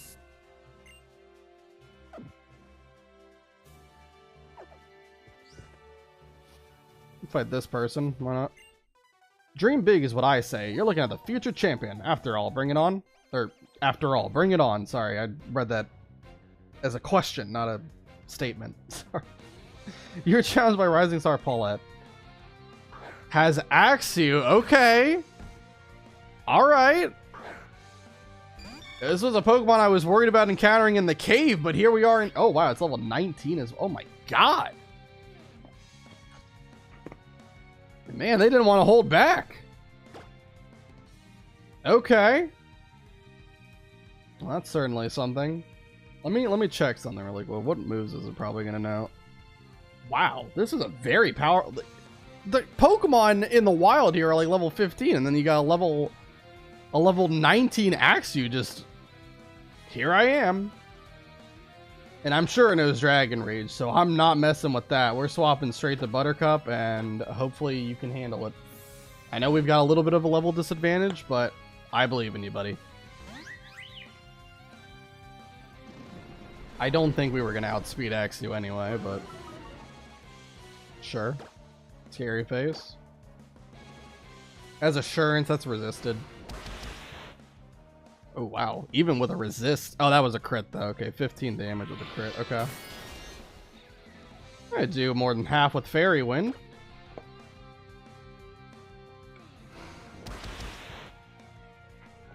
Alright. We're fine. That's kind of scary, though. Hello. Alright. What? Perhaps that future champion stuff is all just a dream in the end. Okay, we get some money. Alright, I definitely gotta heal. 100%. We cannot... If we encounter another Axew like that...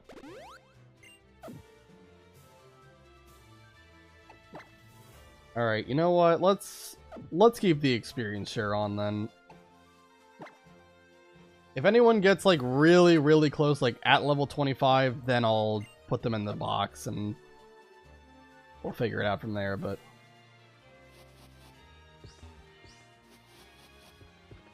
Okay.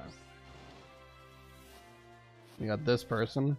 Let's fight them. I want to see... Is everyone just gonna have like level 19 Pokemon? According to my predictions, this victory is as good as mine. Now time to put them to the test. Alright, so you're a Psychic Trainer, I guess?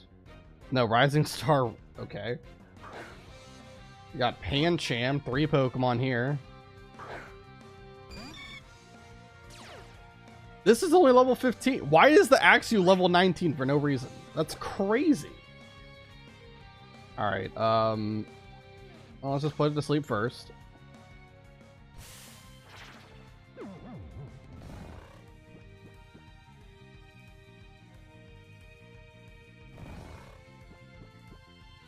Alright, let's go ahead and use Gus. That probably one-shots. Not quite. Okay, Lear's fine.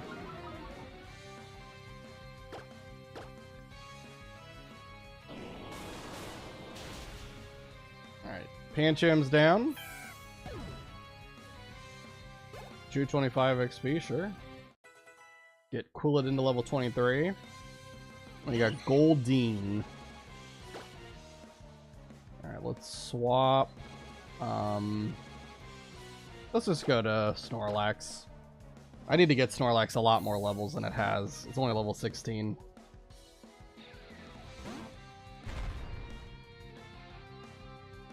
Supersonic, nope. Peck does 7.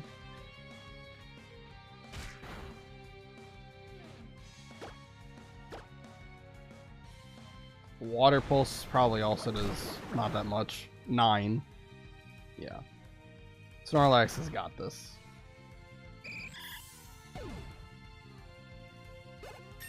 Get to level 17. And he's learning Chip Away, sure. I mean, that's a stronger version of Tackle, 70 base power. It also ignores positive stat boosts from my opponent. And then we've got Skiddo, okay. Let's go Chip Away.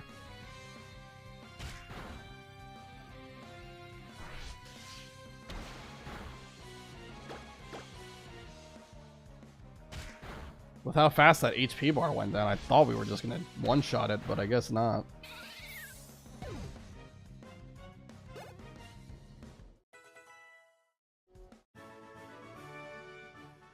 Okay, 2,000 bucks. I could go back to that person that heals me. I might do that. We have plenty of repels, right? We have like, I think I bought 20. I used a couple in the palace, but I still have 17. Yeah.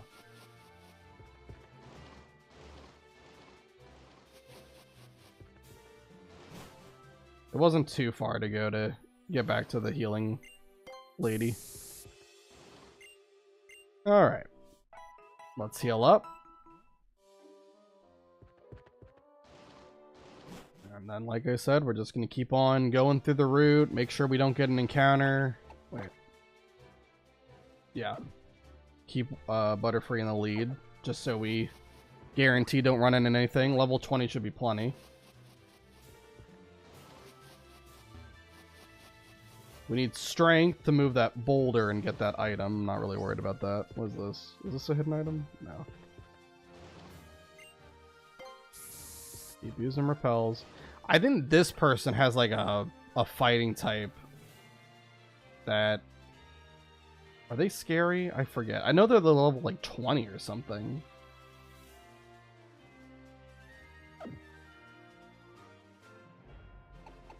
All I know about them is that they're level 20, I think. But I feel like we can handle it. Let's try it. My Machop and I walk these mountain paths on our bare feet. Think you can take us on?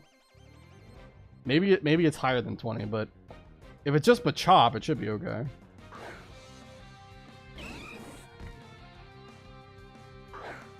I mean, let me look at Machop's moveset just to check if it learns like Rock Slide or something. Probably not. No, we're good. Okay. I want to put it to sleep anyway, though.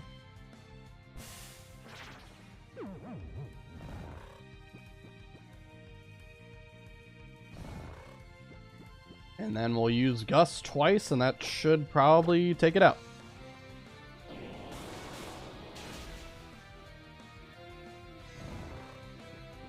Awesome.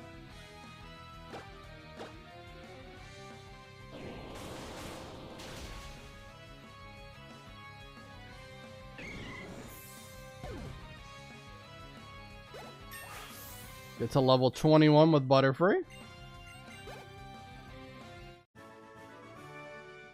It appears that building a thick skin on one's feet does not make one stronger in battle. Wow. Shocker. And I think there's also a hidden item here somewhere. Yeah, escape rope. Okay. Cool.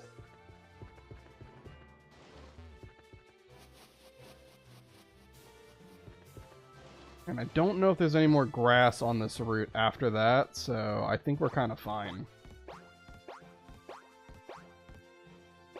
Okay, okay. So that's the way to go to progress, but we want to get that item, so I think we gotta just jump straight across on this one. Yeah, I don't think we need a repel. I think there's no more grass. If there is, I'll put a repel on though. Get a leaf stone. That could be relevant at some point. Is anything down here? No. Okay. So now we can go the correct way, which is to go all the way up here and jump our way down. Alright. I'm just trying to make sure there's no grass. No. We're in a new town. Alright. Hey, neighbor. So as a reminder, we have not gotten an encounter yet officially from Route 8, so we'll come back to that later. This is in Brett Town. You just go through the aquarium to get to Slosh City. But first we should go to the fossil lab and have them tell us about fossils. Maybe we'll learn something about those mysterious stones related to Mega Evolution.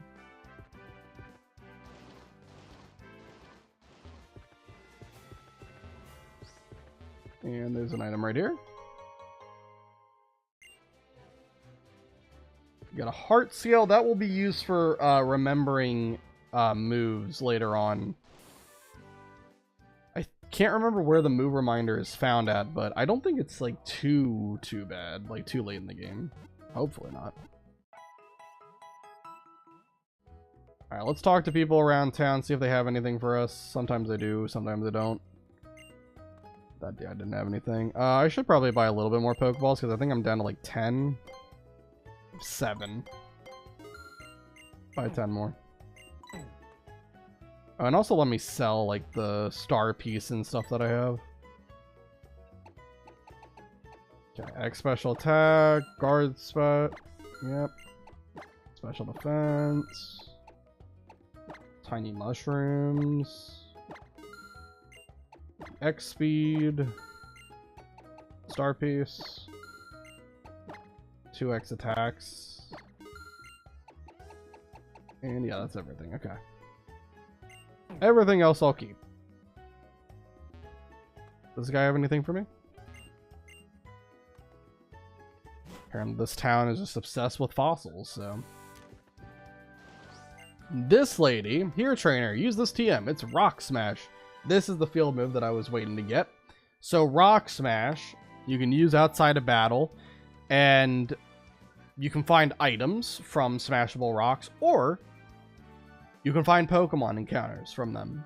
And that is how I want to get my encounter, because there's a specific Pokemon I would love to add to the team for maybe a little bit later into the game, but definitely one that I want to get. I think it's got more value than getting the encounter normally on Route 8. Rock Smash may also lower the other Pokemon's ability to defend itself. That makes up for what it lacks in power. Yeah, it's only a 40 base power fighting move. But can anyone even learn it? Snorlax, Coolden, and Tremeli can learn it. You know what I might do? I might... But who am I going to take off? Maybe Farfetch'd? Guess that makes sense, yeah. I'm going to take off Farfetch'd. I'm going to put Meditite on the team.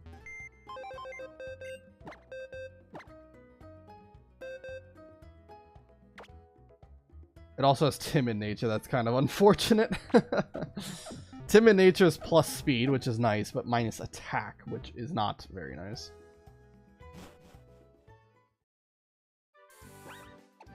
Alright, let me give it Rock Smash.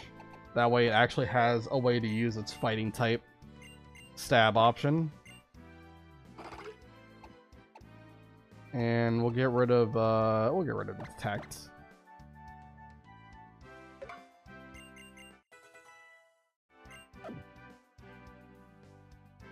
I don't know if this is going to be a permanent addition to the team, but at least for now, we're going to have Meditite be on for Rock Smash. So let me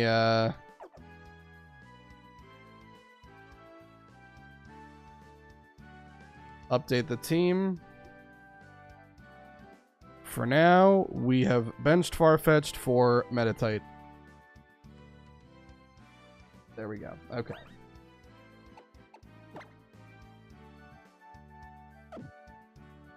Alright, cool. Let's go ahead and get our encounters then. And I probably should not have Butterfree if I'm getting encounters from Rock Smash, because I think both of them are going to have some rock type moves. So let's do... Let me check what things know really quick.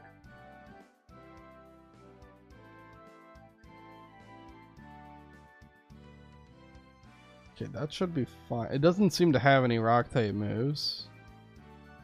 So maybe we could leave with Butterfree.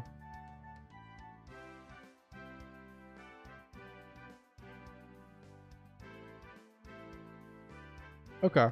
Yeah, I think it might not know any rock moves, so we'll keep Butterfree on, and if it's the other Pokemon that I'm not really looking for, then gonna grab the fishing rod from this guy. An old rod, specifically. We can go back to Parfum Palace now and get our encounter from that as well. A lot of encounters in this stream. A lot of encounters. Alright, now we're on Route 8. And there should be... yeah, there's rocks that you can break all around. So, at this point, we're going to go ahead and just rock smash a whole bunch. Try to get an encounter. And whenever we do... that will be our official encounter for Route 8. Alright, meditate, just keep breaking these rocks. Here we go, first one. It is a... Dwebble. So this is not the one I'm looking for. But we still gotta catch this guy. So let's swap over to... it's level 13. Bane attack, sand attack, withdraw, and rock blast. Rock Blast is going to hurt. Even if it is only level 13, it's still going to hurt.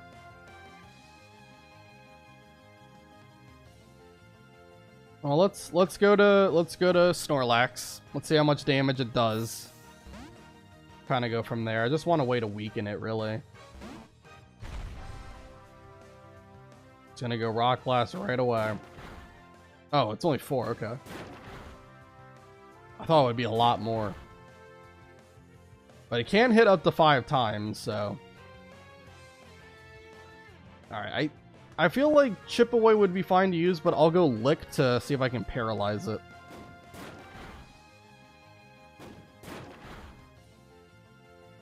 Crit, wow.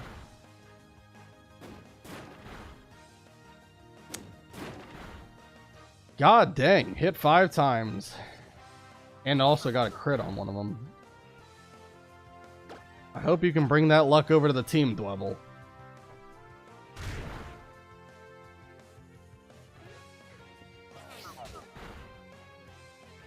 Alright, no paralysis, unfortunately. I'm going to swap to Quilladin here, because Quilladin should have plenty of defense to take these hits.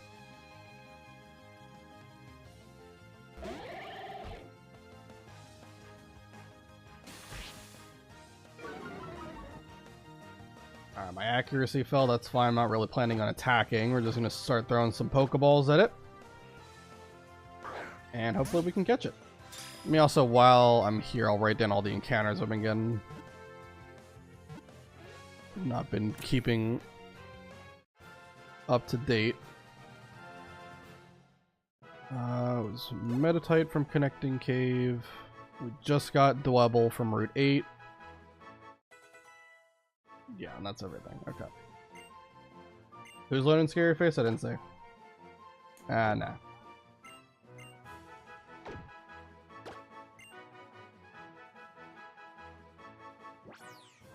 Alright, Dwebble. When it finds a stone of suitable size, it secretes a liquid from its mouth to open up a hole to crawl into. Give a nickname to the cod Dwebble.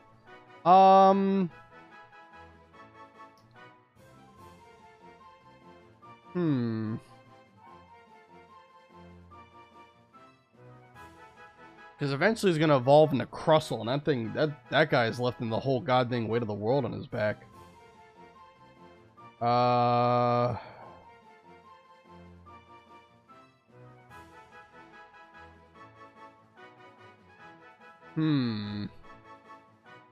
Let's go with like Sandstone.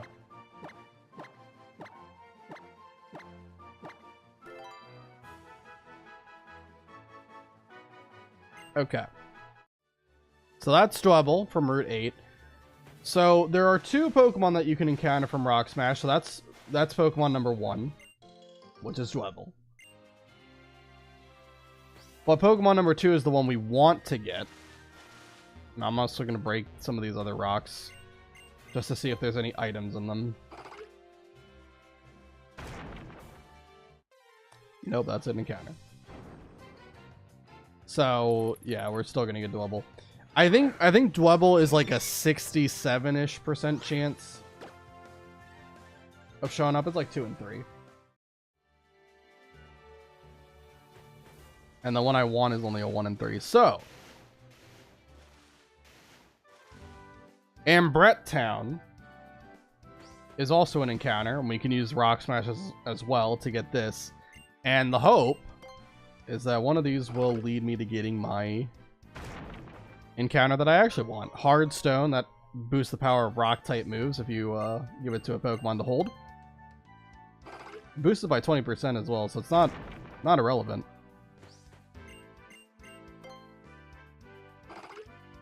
A lot of rocks to smash. None of them want to be encounters yet.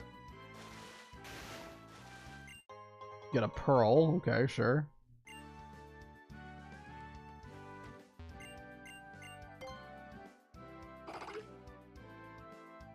Alright, is this going to be it? It's an encounter. Is it?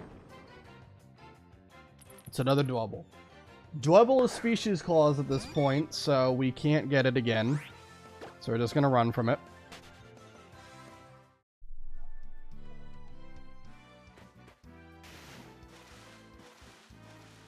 So we're going to reset this place by going up and going back down. All the rocks mysteriously all come back in an instant. Pretty crazy how that works. And we're just going to break them all again. Like I said, it should be about 1 in 3 chance for us to get the Pokemon I'm looking for. So this was encounter number 4. There we go. This is the Pokemon that I actually really wanted to get, because I truly think it's going to be really nice later on. So this is Binacle. It's a water rock type, which isn't exactly like a fantastic typing, but the big thing is it's got a pretty decent stat spread.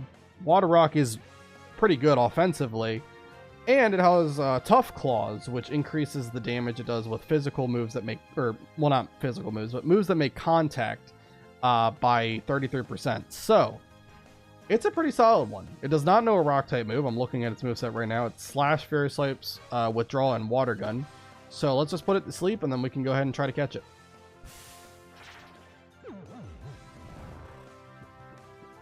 I think I will swap out, though, even though it doesn't have a rock type move. I think I just want to swap, because I don't know how much Slash is going to do. Probably should have healed before we did this, but we'll be okay. Yeah, let's go to Quilladin again. And hopefully it stays asleep a little bit longer. It does. Perfect. Alright, let's try to catch this guy.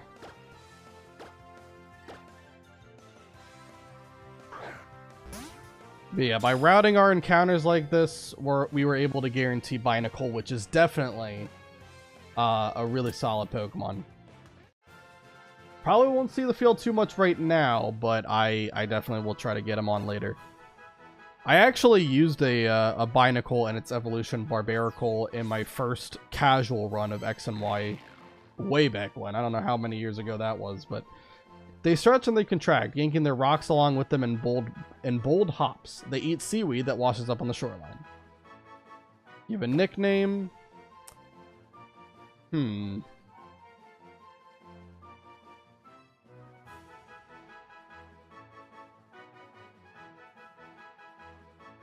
What would I name it?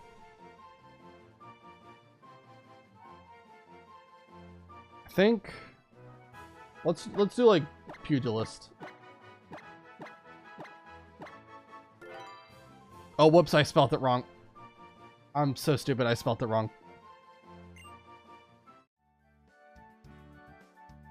Hold on, I gotta go to the name raider now.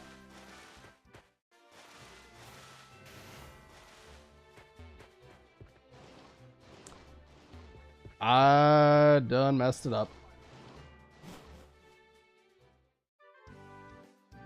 Well, it's not that big of a deal because the name raider is over near Parfum Palace, and we needed to go back there anyway to get our encounter, so I guess that kind of works out, right?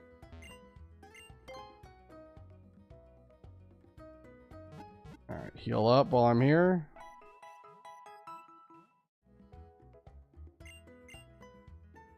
Alright, let me grab Binacle just for a second. Just for a second. I'm not going to update the team. He's not permanently getting put on the team at the moment. I just need him to change his name. because I messed up. Alright, let me put some repels back on.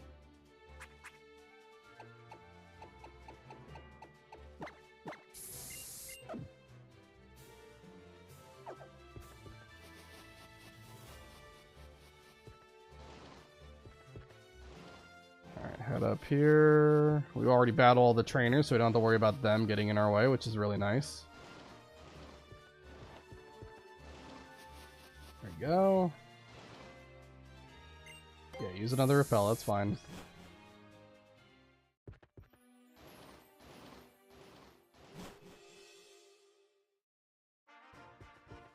Could also put someone on the team to cut that that bush there.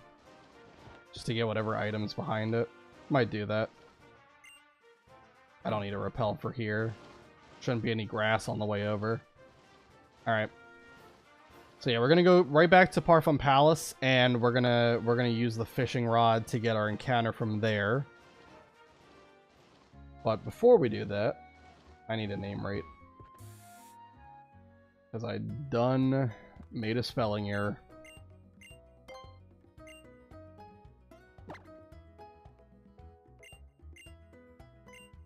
Okay. It's with an I. Right there. There we go. That should be it.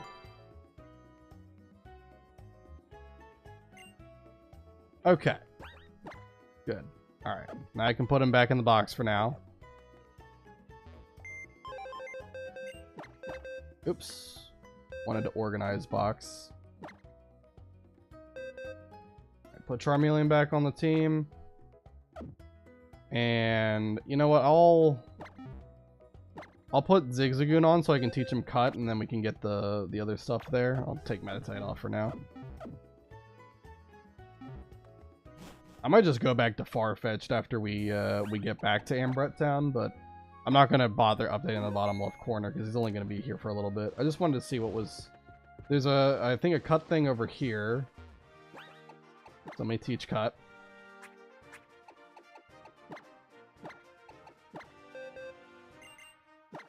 Get rid of, I don't know, something. Get rid of Sand Attack, why not? Okay. And then I think one of these has a trainer behind them and one of these has an item. I don't remember which is which though, so that's fine. Shorts are the coolest and the comfiest. You are challenged by youngster Anthony.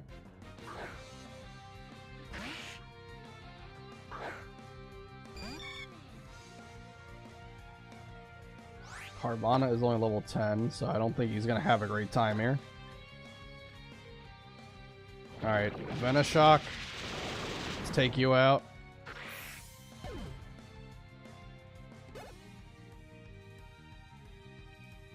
And then Pancham, we can just use Gust. Alright. Nothing too scary with that fight.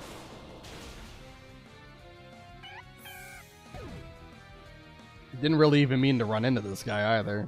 This sort of happened. Whenever I'm feeling down after losing a battle, I just think, at least I've still got my shorts. Why are these goddamn kids so obsessed with shorts? God dang. Oh my goodness.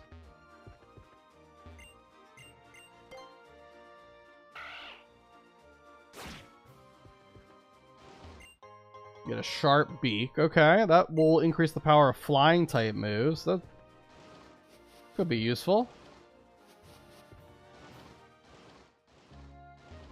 Oops. Alright, let's head up to Parfum Palace.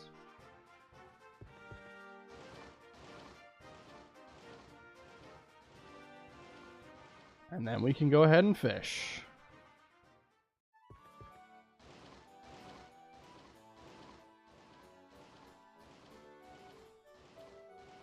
God dang, it is further back than I thought it was.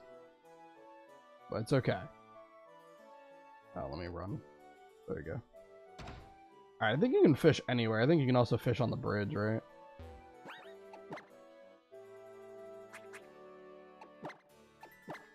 Let's see.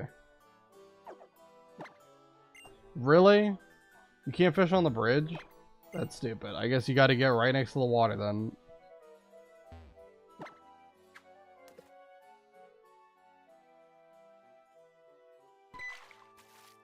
I reeled it in too slow. What are you talking about? Clicked it as soon as the thing popped up. There we go. Thank you. Alright. Wild Magikarp appeared. Yeah, so unsurprisingly, the only Pokemon that you can encounter at Parfum Palace via the old rod is Magikarp. I don't think anyone's really shocked by that, but yeah. Magikarp obviously is not much right now, but when he hits level 20, oh boy, he becomes one of the strongest Pokemon in the game. So 100% we want to catch him. So let me write down, we got Magikarp. Trying to keep track of my encounters here. But we do not catch it. It's alright. Let's just try it again.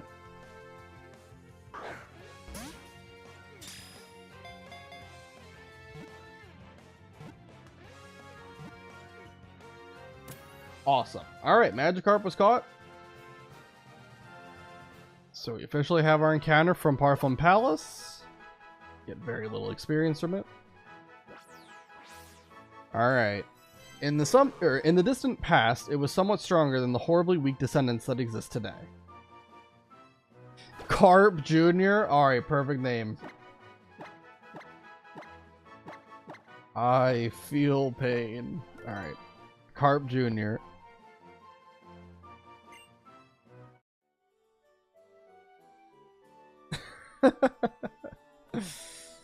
Thank you, Nick, for the name suggestion. Alright, let's head on back.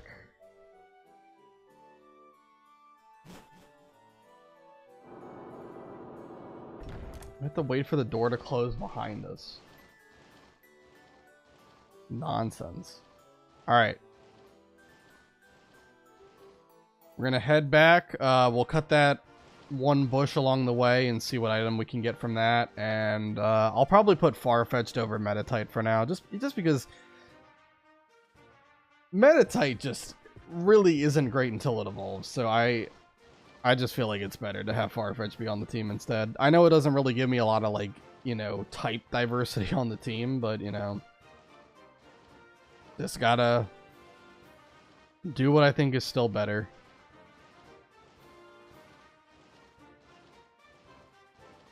Alright, let's cut this.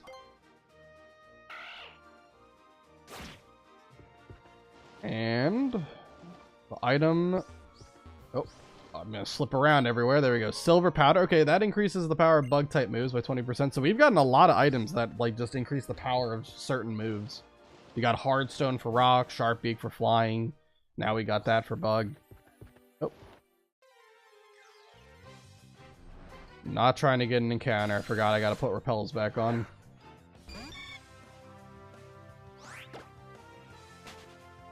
Alright, let me use the repel.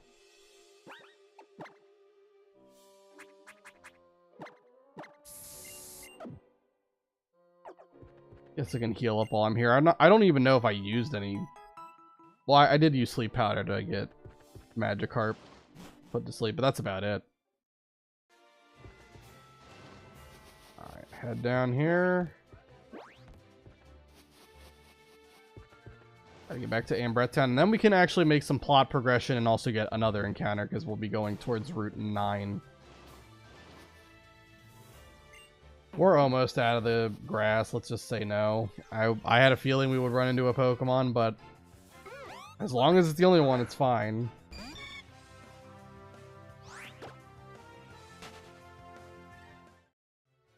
Alright, come on. There we go. Perfect. Alright.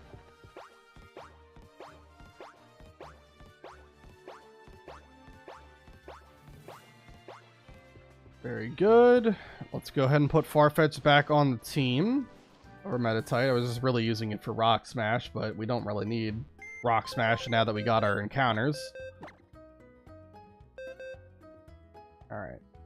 Farfetched over... Where is it? Oh yeah, it was over Zigzagoon, because I was using Zigzagoon for cut. My bad. I was looking for Meditite to replace it with. Alright. Go ahead and save, and then I will take Meditite's image and replace it back with Farfetched again. Cool.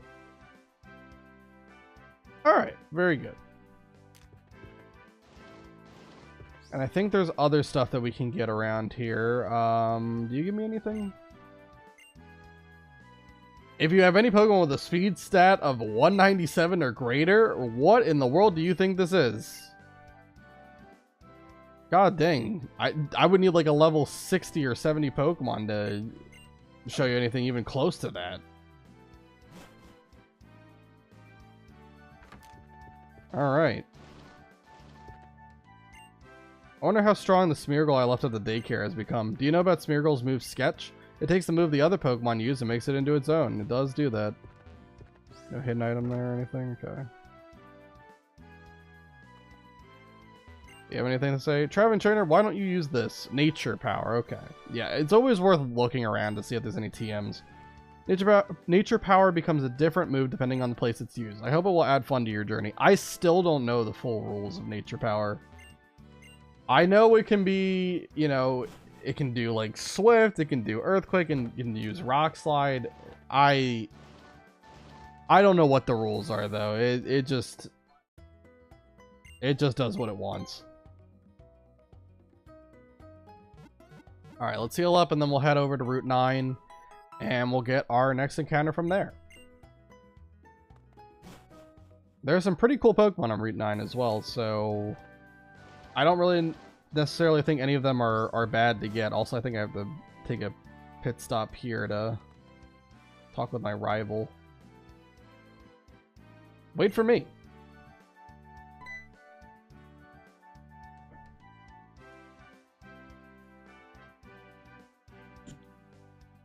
Welcome, future archaeologists.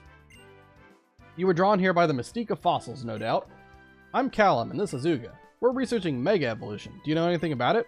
Oh, so you're Professor Sycamore's students. I've heard about you. Mega Evolution, you say?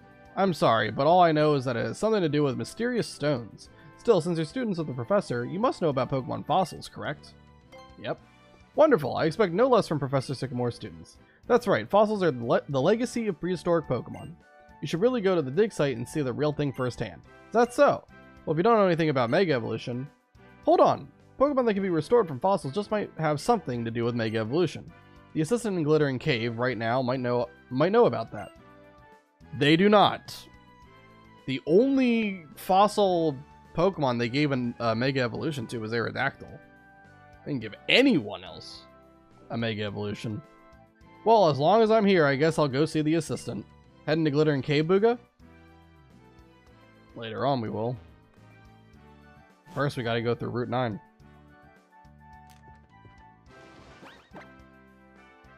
Alright. I think I just saved, but we're gonna save again. Why not? And this guy...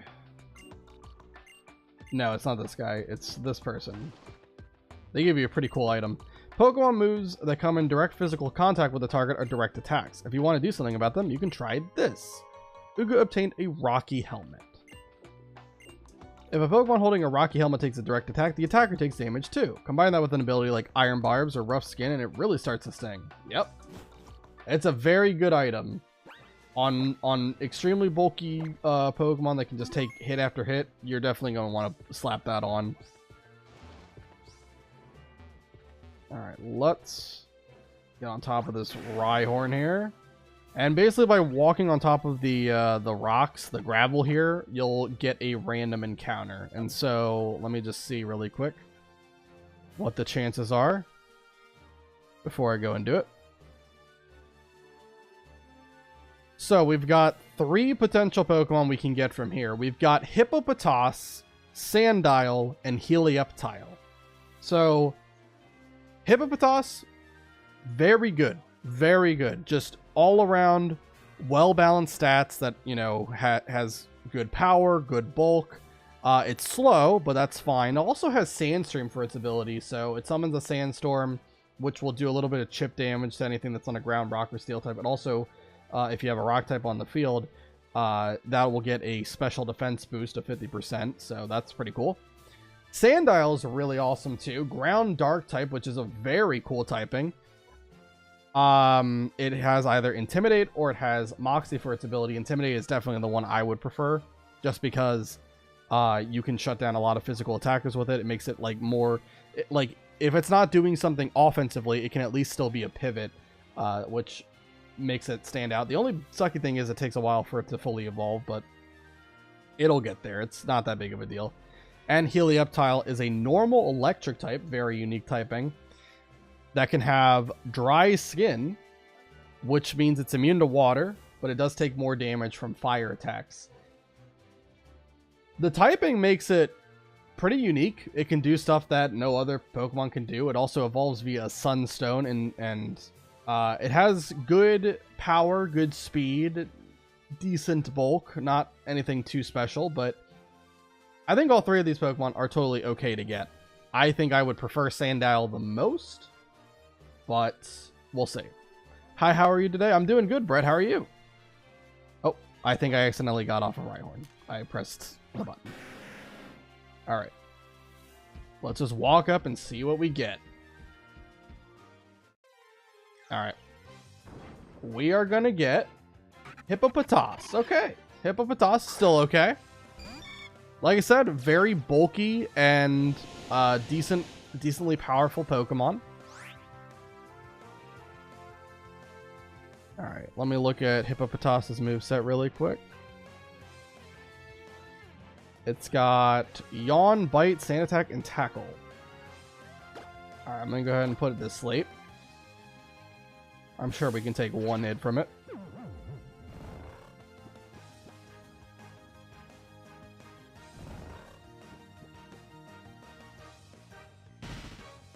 Alright. And let's start throwing some Pokeballs and see if we get it. Good was hoping that Sheila, Sergeant Bird, Bentley, and Age 9 in the new Spire game. I hope they make it to it. I'm not sure. I mean, I don't know when they're gonna do like a bigger reveal trailer for it or anything like that, but I am excited. There's a lot of good games that are coming out all of a sudden, and I just have to find the time to be able to play them all. It's gonna be a good time though.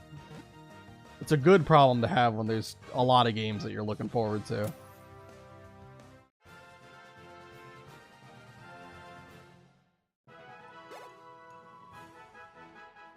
Alright, Hippopotas was caught. Let me write that down as our encounter for Route 9 really quick. Hold on. Hippopotas. It enshrouds itself with sand to protect itself from germs. It does not enjoy getting wet. A lot of ground types do not enjoy getting wet. Let's see. Hippopotas.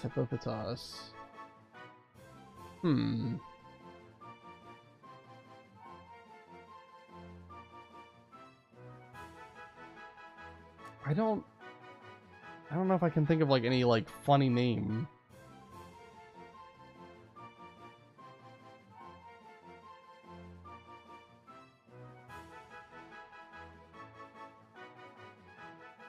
We're just gonna go Henry Hippo.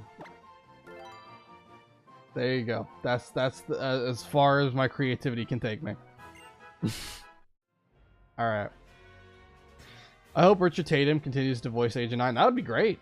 Yeah, if they got other voice actors. I know Tom Kenny is already like coming back as Spyro, which is awesome.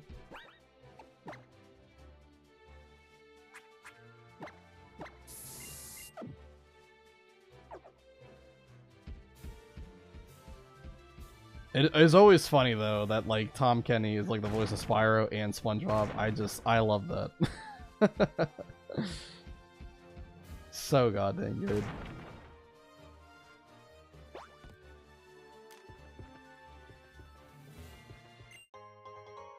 Tom Kenny also voiced Sergeant Bird. Yes, you're right. So if he does make a return, I'm sure he would also voice him as well. He's got incredible range.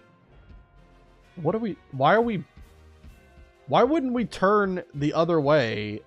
Why are we walking backwards? Doesn't make any sense. Oops, I don't know why I keep clicking or thinking that the button to break stuff is. My brain is short-circuiting. I can't remember to click the A button to break things and the B button to get off. We got Firestone, okay. Take it. Don't know if we're going to really find too many things that evolve via that, but... Paralyze Heal, sure. I do hope Chantel Berry will voice Sheila again, like in Reignited, along with Dave B. Mitchell for Bentley. I mean, yeah, like... If they can get the whole crew back together, go for it. Sometimes there are, like, you know, voice actors do have, like, something that comes up and they're not able to do it, but it doesn't happen too often, so... I'm sure they also wouldn't really need to record too many lines.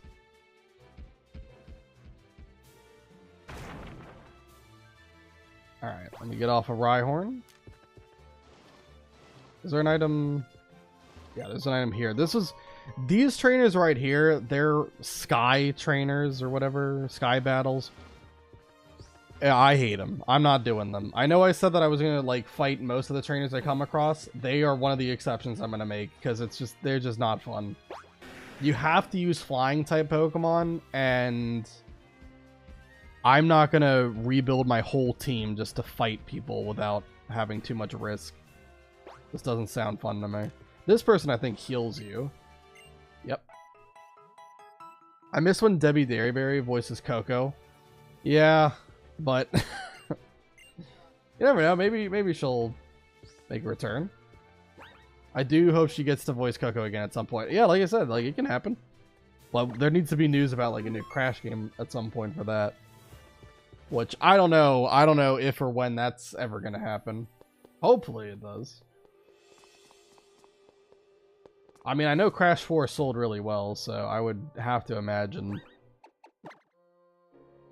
they will make one at some point, but hold on, let me put a Snorlax in the front.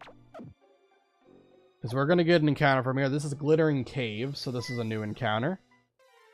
And our encounter is a Lunatone. Okay.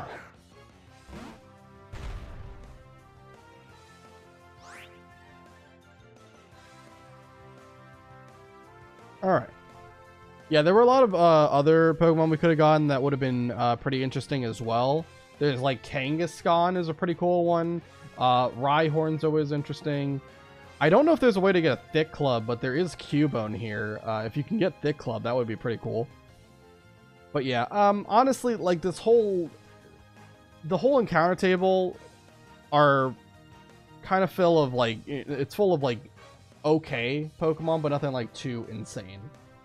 Lunatone, I think, has some pretty cool moves that it can learn. It also has Levitate for its ability, for whatever that's worth, but yeah, let me check what moves it knows.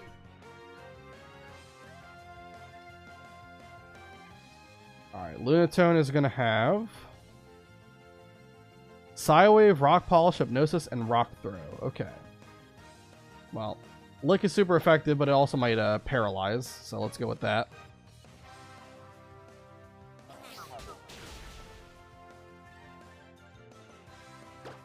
I mean, do one more.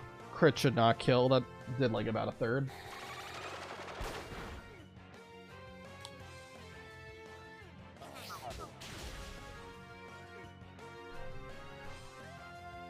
Alright. And let's try to catch it with a Pokeball. The Wrath of Cortex was when Debbie Derryberry started voicing Coco. Yeah. And she did an excellent job. A lot of memorable lines, especially from like Crash Tag Team Racing. I remember. God dang. What a crazy era of Crash.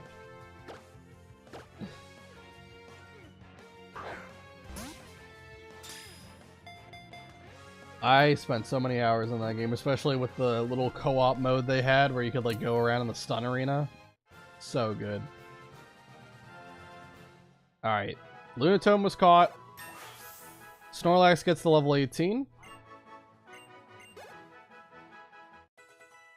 Quackling gets to 23. I probably am going to have to take experience share off again, because I think everyone's getting a little bit close. It was discovered at the site of a meteor strike 40 years ago. Its stare can lull its foes to sleep.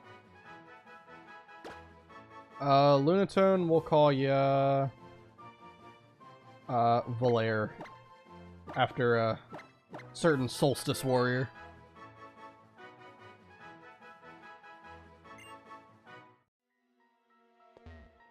Alright, and then there's no item here? No. Okay. So weird navigating this place.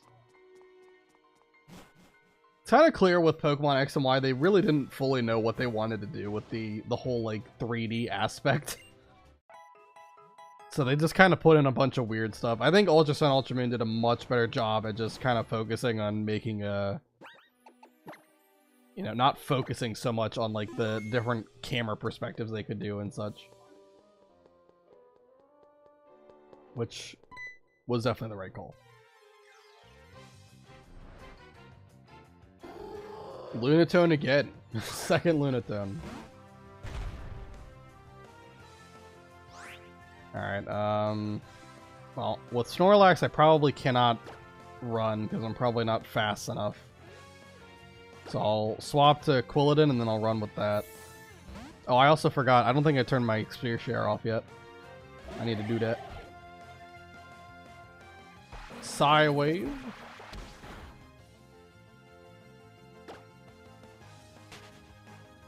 And I think Lex Lang started voicing Cortex and Crash Twinsanity, I think. Sounds right. Sounds right, because I definitely think Clancy Brown was still doing it in Wrath of Cortex. So, yeah.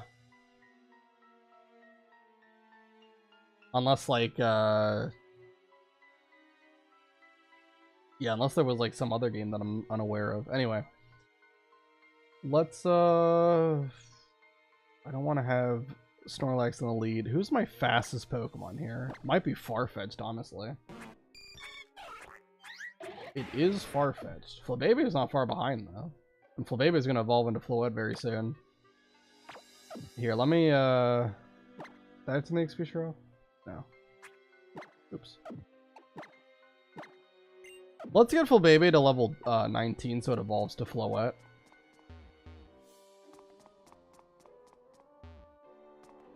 Then there's a TM over here, right? Oh. There's also a Pokemon encounter here. Oh my god, this is the third Lunatone in a row. I think Lunatone's only a 10% chance, right? Yep. If the encounter table I'm looking at is correct, it's 10%. Got the 1 in 1,000 right here. Clancy Brown did voice him in Wrath of Cortex and Nitro Kart, yeah. So then I think you're right. He probably started, Lex Lang started as Cortex in Twinsanity. Did a great job with that game too.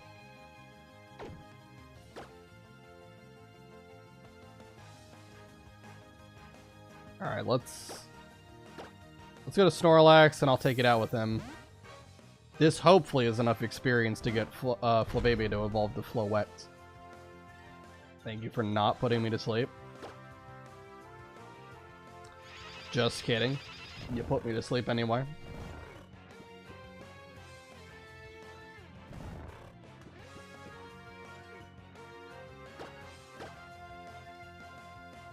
Psy Wave. This is such an annoying move. It's basically random damage. It takes your level and it multiplies it by a random value between 0.5 and 1.5. And that decides the damage. So this attack can do anywhere from like 9 damage to 26. Alright, we got a paralysis off on it. So it might actually be faster now. And there we go. Alright, hopefully that's enough to get Flabébé to level up. It is level 19, and that magical level is enough to have Flabebe evolve to Floette.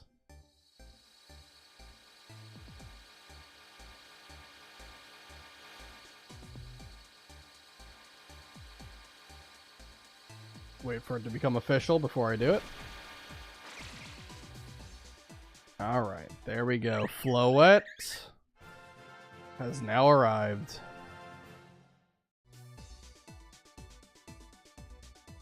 A very solid Pokemon.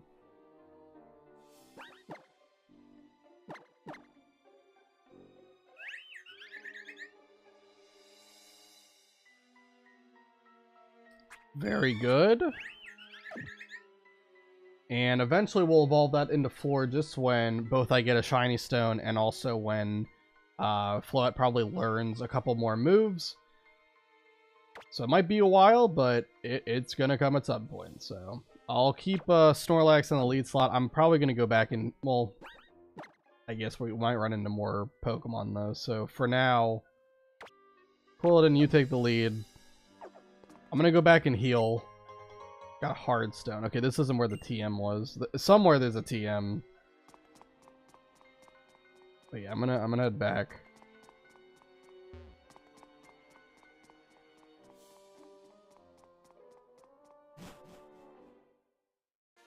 Alright. Let's head over to this lady. If I can. There we go. Alright, we'll heal up.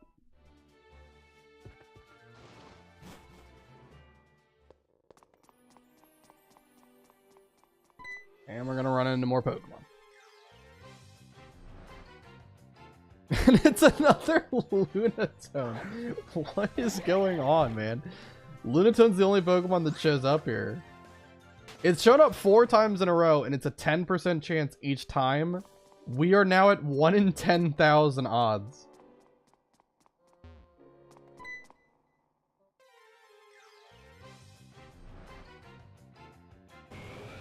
Alright, finally we broke the streak. We found an Onyx instead. There you go. God, that was funny though.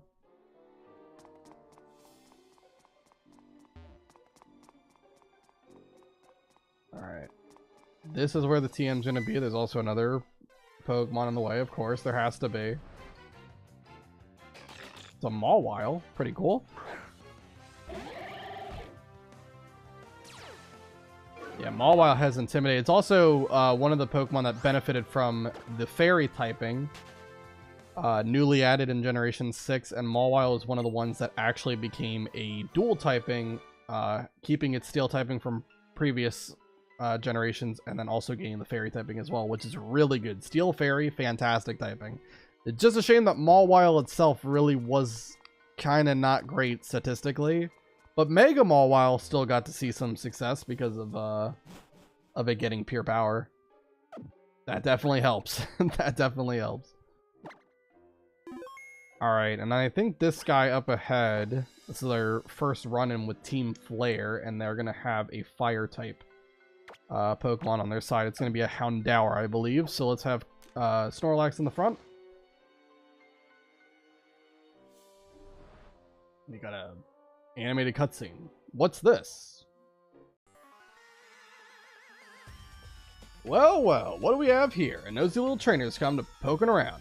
Listen up, we're the fashionable team whose very name makes people tremble in fear. Team Flare. Team Flare's goal is to make it so we're the only ones who are happy. We don't care one bit about what happens to other trainers or Pokemon. Get out of here, kid. Don't you know not to play with fire? No. Getting my fancy suit duty isn't the stylish way to do things, but if you insist, I'll obliterate you. Get her, Houndour.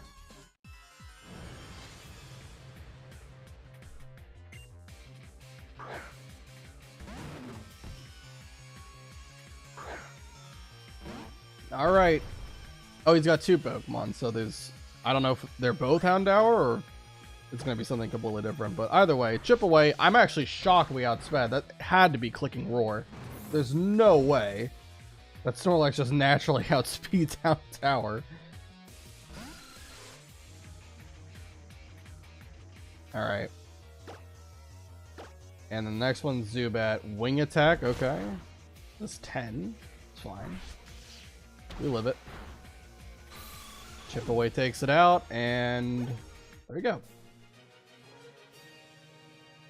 You may have beaten me, but when I lose, I go out in style. Got some money. What's this? You're a pretty tough Pokemon trainer for a kid. But watch yourself. I'm not the only member of Team Flare. Alright, one thing I've been meaning to do, and I completely forgot to do it, I want to give Bulldoze to Snorlax. 100% want to do this. I'll take off Lick, I guess.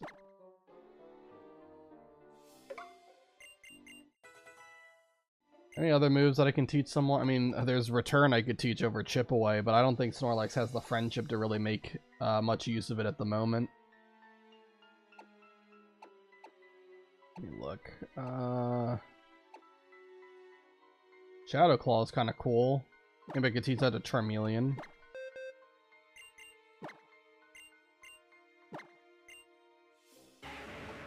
Teach it over Scratch for sure.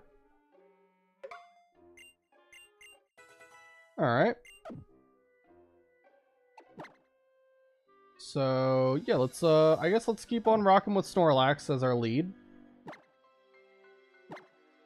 I don't remember... Okay, there's one more person, alright.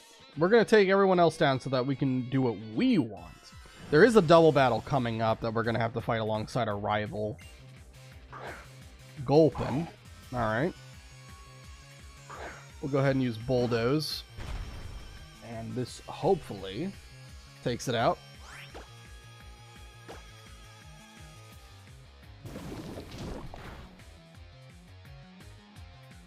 Alright.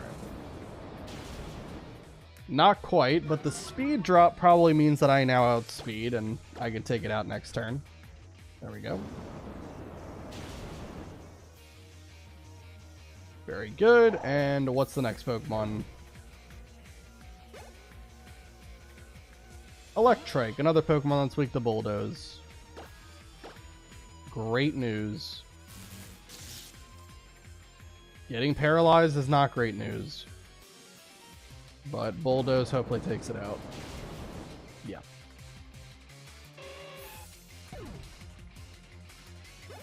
Okay, we get to level 19 on Snorlax.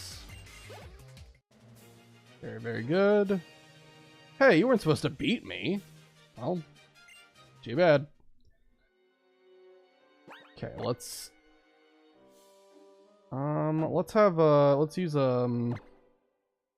something to heal up. Paralyze heal. I could use a super potion. Oh, I think Sweetheart heals 20, yeah.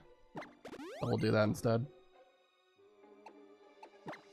Hold on, let me also check like held items that I can put on. The Sharp Beak I can put on Farfetch'd. Rocky Helmet. Give that to Quilladin for now. We did have... We taught Venoshock to Butterfree, so sure, I'll give it the Poison Barb. Why not? I don't think anyone has a Rock type move. Yeah, okay. That's really all I got. Just want to do my due diligence with the held items. I really have not been giving a lot of people anything. Granted, we really haven't had much to give them anyway. We're Team Flare. We put the fashion into fear. We were looking for fossils, but discovered a kid. Ooga. So there are two members of Team Flare this time. Are you ready to battle alongside me, neighbor? Let's do it. I just fought with another one of these Team Flare guys. If you're just trying to make yourselves happy, I won't stop you. But when you threaten people, it's like, who do you think you are anyway? Who do you think you are? I am. Alright, Team Flare Grunt and Team Flare Grunt. Scraggy and Krogunk. Well, Snorlax was not a good lead choice. And I'll tell you something right now. Snorlax was probably one of the worst things I could have led with, honestly.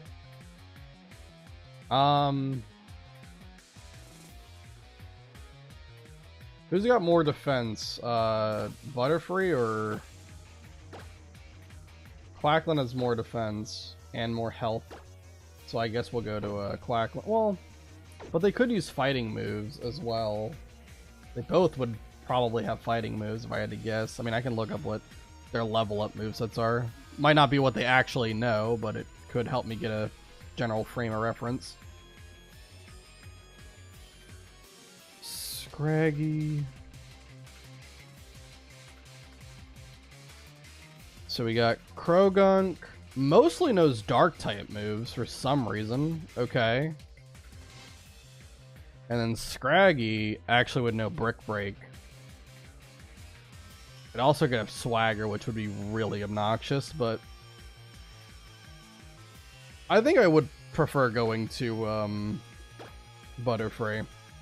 I know it doesn't have as much defense, but I feel like getting someone to sleep is also pretty good. Also, you have Confusion. Light Screen's not going to help us. I don't think they have a special attacking move. Brick Break. They double... Oh, they also broke our screen. They broke Light Screen with Brick Break. Okay, if Brick Break did... Was it 6? Feint Attack would do how much? Because Brick Break's quad resisted. So it's like, what? 18.75 base power before factoring in stab. Okay. So Feint Attack would do like around 3.5 times that damage. So it's a lot, but I think we can take it. I think let's go Confusion on Krogunk. Because that should just one-shot it. Yeah. Krogunk is down. Yeah, let's set up Light Screen again. Surely he's not going to break it this time. Can you stop attacking my Pokemon? Alright, definitely swapping out of Confusion. But now that it's a 1v1, it's a little bit simpler. Let's see. Yeah, I think it's okay to go to Quackland. I think he'll be fine. Just looking at it, like, Brick Break should be doing, like, maybe about 22, 23, something like that. Covet. Don't you dare even use it on me. Okay, you're using it on Esper. That's fine. Just don't use it on Farfetch.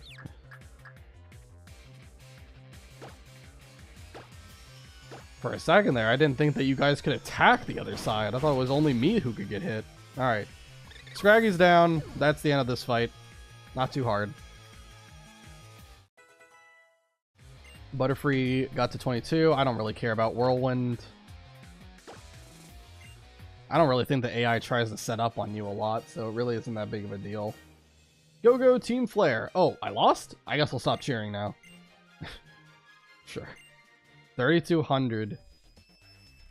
Oh man, my favorite fashionable Team Flare suit is filthy. If we can restore fossils, we can make some good money. Why would you wear your suit inside of a cave is my question. Gotta look fashionable when you're spelunking. Alright, escape rope. And we can talk to this guy. Is he there? Why, hello. Here to look for fossils as well? Was Team Flare here? Team Flare? What's that, Pokemon? Never mind. Guess he was so absorbed with looking for fossils you didn't notice. You two are very lucky. I just now found 2 fossils. But they're both ones I already have, so I'll give one to each of you. Do you want the jaw fossil or the sail fossil? This doesn't matter. We're not allowed to revive these guys because we've already gotten our encounter from Ambret Town, which, as a reminder, was Binacle. So I am just going to pick one, and we're not going to actually revive it. It's the jaw fossil. It looks like it could chew up anything. Is this the fossil you want? Sure. Yeah, the jaw fossil becomes Tyrunt, and then can evolve into Tyrantrum, which is a really cool one. Rock Dragon. And then you've got the sail fossil, which is Amora, evolves to Aurorus. It's an ice rock, which offensively it's pretty potent, but defensively it's got a lot of problems. Unfortunately, ice and rock are 2 of the worst defensive typings in the game. So anyway, you get the jaw fossil. I'll take this one then. I'll restore your fossils and turn them back into Pokemon at the Fossil Lab. Hope to see you there. It would kind of be cool if the rival actually like put this Pokemon on his team, but he doesn't. So we went looking for the assistant, and we found that suspicious group, called Team Flare as well. Still, with those Team Flare people running around, it would be better to train more so I can travel safely. I guess the best thing to do is to get tougher is to challenge the Solage City Gym. Very good. Alright, and I think I will use that conveniently placed escape rope to get out of here, because I don't want to have to run all the way back. If I can figure out where the escape rope is, that'd be great. Just went right over it. Alright. And then I'm gonna save. We'll come back and we'll do a little bit more. We'll see if we can get through the second gym or not. I'm hoping we can. I don't think it'll take too long. So we'll try to get through the second gym, and then probably that will be where we'll call it for this stream. But yeah, I'm gonna go take care of my dog really quick. She's been coming in and out and asking me to let her out for a while, so I'll take care of her, and when I come back, we will go ahead and see if we can get to the second gym. All right.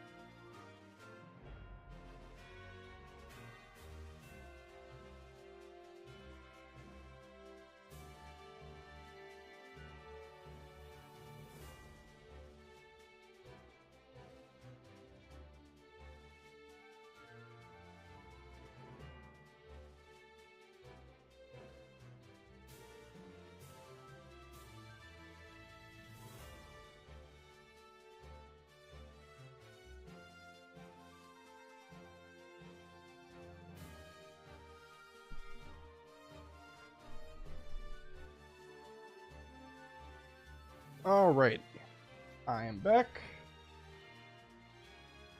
So let's go ahead and head back over to the fossil lab, and we can sit through a couple more cutscenes and head over to the second gym. And we'll see if we can get through all of it before we stop streaming for today. Because I would love it if we could do that. Let me also put up a rappel.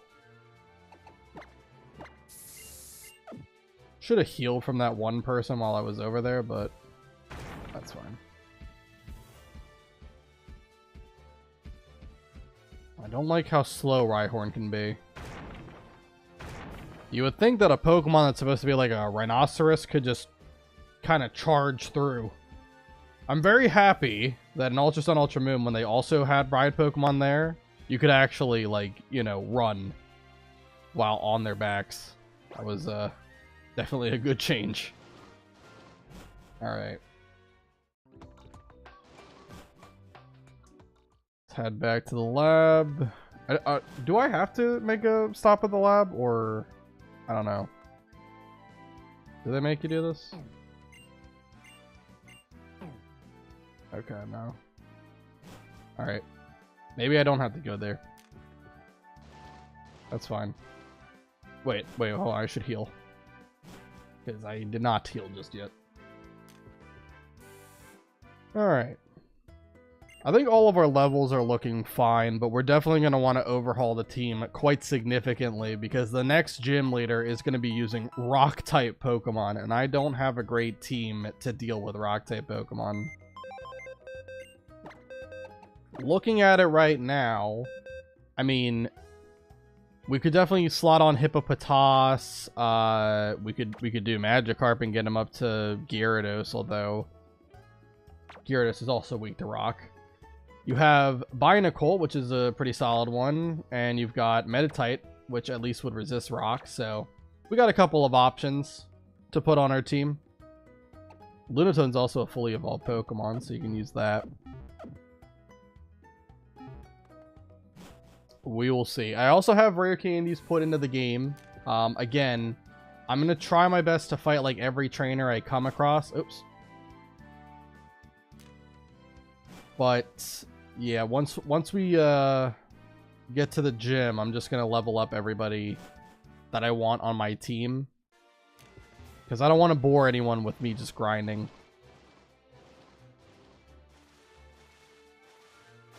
Alright. And I think we get the item finder just up ahead, right?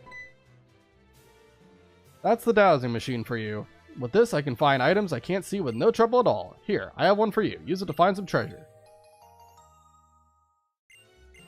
Alright, and I don't need an explanation of how to use this. Go ahead and just register that.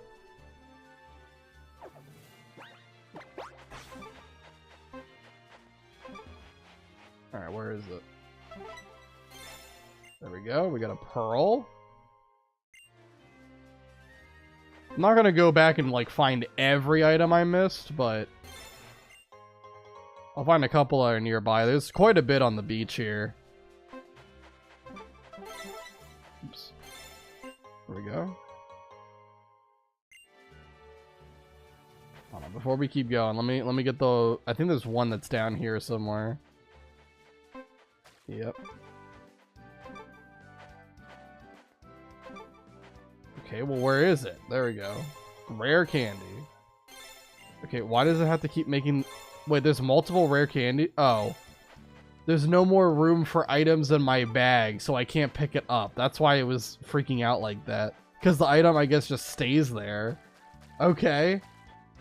Fun fact, didn't know that. Alright, well...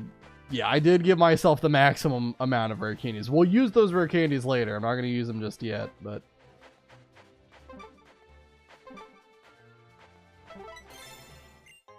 Okay, we get Stardust. We can sell that for like 1,500, I think. Alright, is that everything? Certainly looks like it. Alright. Normally I'd sink like a brick, but when I'm with my Pokemon, swimming is no problem at all. You are challenged by Swimmer Genevieve. We got Wingle. Okay. Level 19, sure. Chip away definitely should take it out.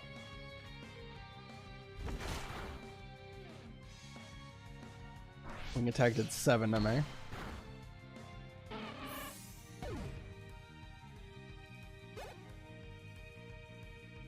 And then we got Psyduck. Level 21 Psyduck. Holy.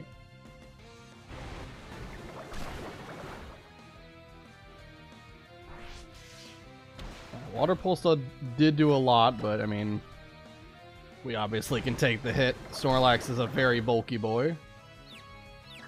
Although Confusion is annoying. Is anyone surprised? I'm swapping over to Coolidin.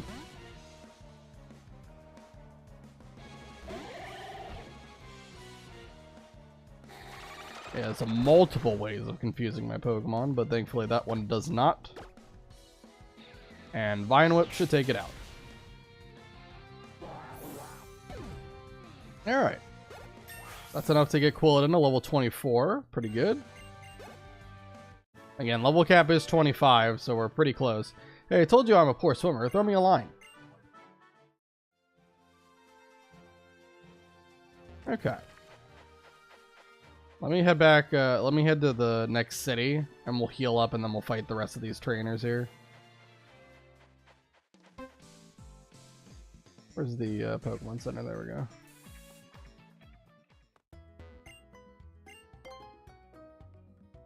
go. Okay.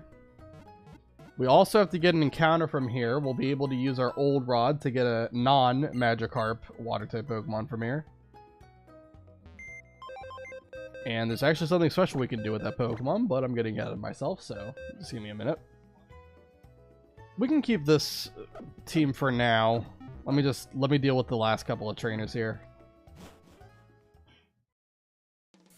Get as much money as I can.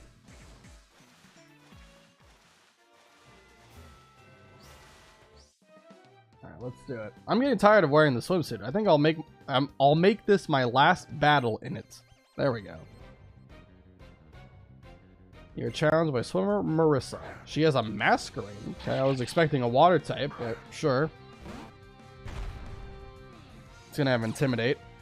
So that lowers my attack. It's also level 22. Okay.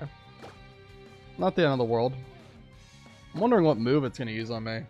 Gus? That should be okay. 12 damage. Yeah, that's fine.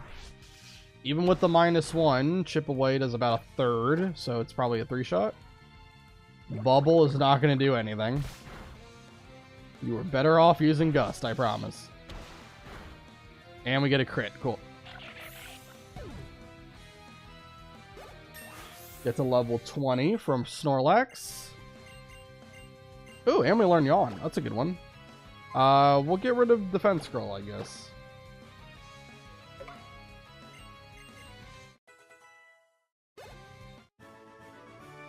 I'm not tired of wearing swimsuits, just of this one. All I need to do is buy a new one. Okay. No comment. Put Yawn at the bottom. I like having the attacks at the top. Alright, I'll go back and heal again. I know we didn't take that much damage, but also we can get a bike from the bike shop here. Which will be really, really nice because it's definitely way better than the skates. Faster, maneuvers better. So I'd rather have it. How about this? Would you like to trade a Lovedis for my Steelix? Yeah, this guy will be coming back to later. Just trying to talk to everybody. Alright, where is okay, here's the bike shop. Oh, welcome, welcome. Come right this way.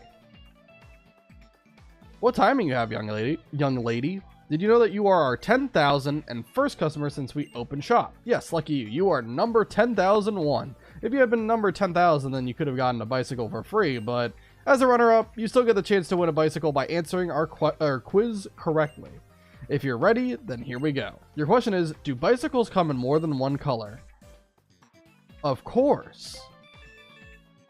Bing, bing, bing, you are correct. I'm sure someone like you will love having one of our bicycles.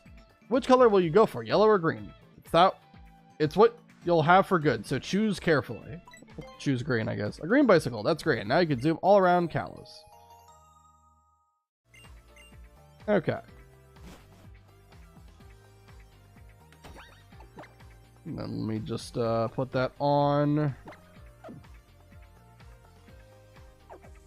Yeah, and then with this, we go a lot faster, and I can control it a lot better, which is just a great thing overall. All right. Why, hello there. Would you like me to massage your Snorlax? Sure. Just give him a little bit more friendship for when we inevitably want to put return on him. All right. Cool. You have to say anything? Nope. Cool. Just making sure that they don't give me any items or TMs or something like that. I said it's been a little while since I played, and I don't remember every single thing about the games. Soda Pop. I think that heals 60, right? We can take a dozen. Why not?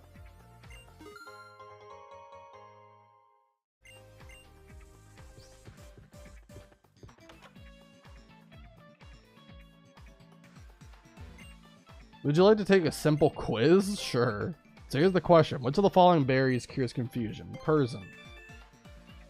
Right answer. Now for the next question. Okay, the move Swagger raises the target's attack, but it also causes which status condition? Confusion. We have a winner. Fantastic answer. Here's a prize for you. Awesome. Persian berries. Okay. I know where this is going. Alright, the Kalos region is so big it has 3 different Pokedexes. I wonder just how many Pokemon there are. Pokemon are good at some things, and humans are good at other things. If we come together and combine our strength, we can achieve great things. Alright. Oops. And then that's the coffee shop. That doesn't really do anything for me. But this hotel might have some TMs in it. Yes, I think these two both have TMs. I just love talking in my sleep. You should give it a try too. Alright, we get TM88 Sleep Talk. Only Pokemon that are asleep can use Sleep Talk. When the sleeping Pokemon uses it, one of the other moves it knows will go off. Sleep can cure all of life's problems. You should let your Pokemon get some rest. Obtain TM44 Rest. Sleep to fully recover HP. Status conditions will be cured too. Yeah. So they're kind of hinting at rest Sleep Talk strats, which are pretty interesting. Gimmicky, but still cool.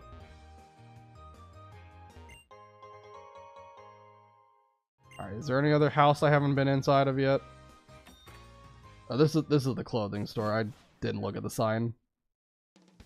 I don't really care about that place. Yeah, I think we've been everywhere. There's this building out here, but I don't think it does anything, right? If you have a Pokemon hold an item and trade it to someone, you can give your trading partner a nice little surprise. You know what? Some Pokemon evolve when you link trade them with your friends. Hi trainer, if you'd like, take this with you. Oh, yeah, sachet. I think that's needed to evolve Spritzy, right, into Aromatisse. Some Pokemon like whipped cream, and others like aromas and flavors. It takes all kinds of Pokemon to make the world go round. Yeah, whipped cream is for Swirlix to evolve into Slurpuff.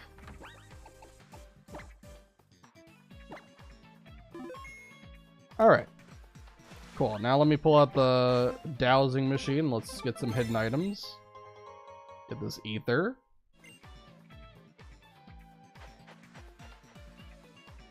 Alright, what else we got?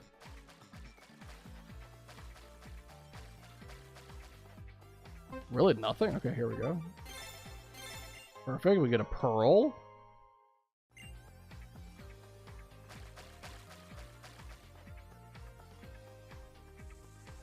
There's got to be like at least 1 or 2 more things. Come on.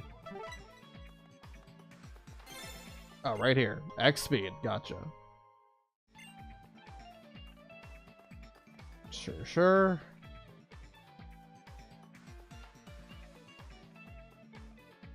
And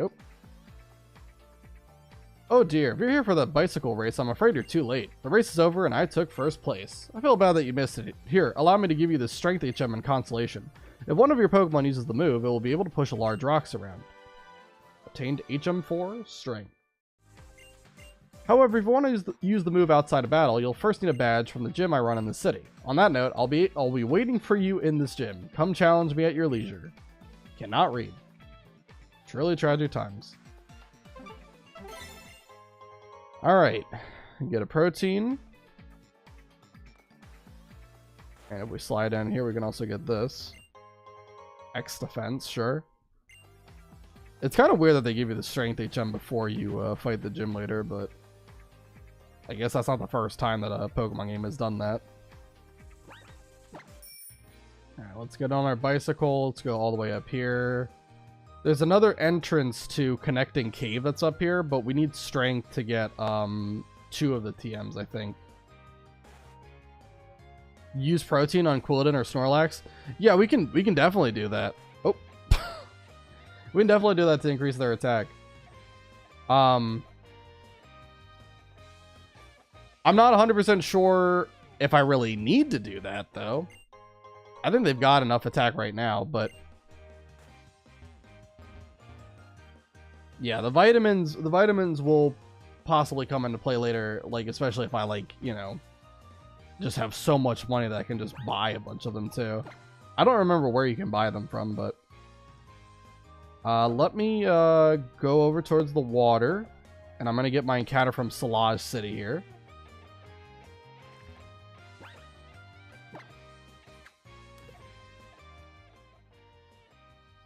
If they ever want to appear. Okay, nothing seems to be biting. Wait, hold on, this is Salage City, right? Like, it's not still, like, Route... Yeah, that's Route 8. Okay, this is Salage City, gotcha. Alright.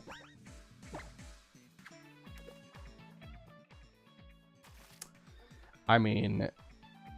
I, to this day, don't understand why, when they designed fishing, that they made it so that it was possible to not get anything on the hook. I think it should be guaranteed you get something whenever you fish.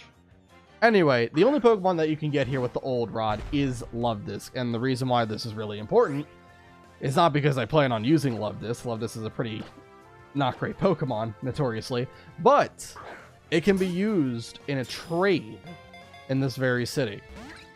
We already talked to the guy earlier, but if we trade away Luvdisc, we can actually get a Steelix, which normally the only way to get Steelix is to trade an Onix while it's holding a metal coat. So getting a Steelix for free, basically, because really not giving up much, I'll take it. I will gladly take it. So yes, our encounter for Salage City is Luvdisc, but very quickly this is going to be replaced with Steelix. Alright. During the spawning season, countless Luvdisc congregate in coral reefs, turning the waters pink. We're not going to really have it for long, but we'll name it Charm.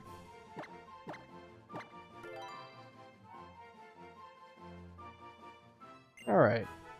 I do think Luvdisc has a chance to have a heart scale on it, so I'll just really quick check that.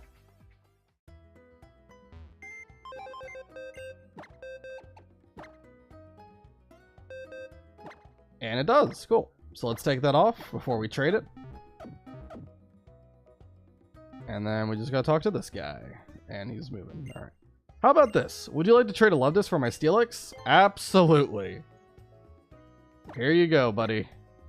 We only had you for about 35 seconds, but let's start our Pokemon trade. Sending Charm to Ferris. Goodbye, Charm.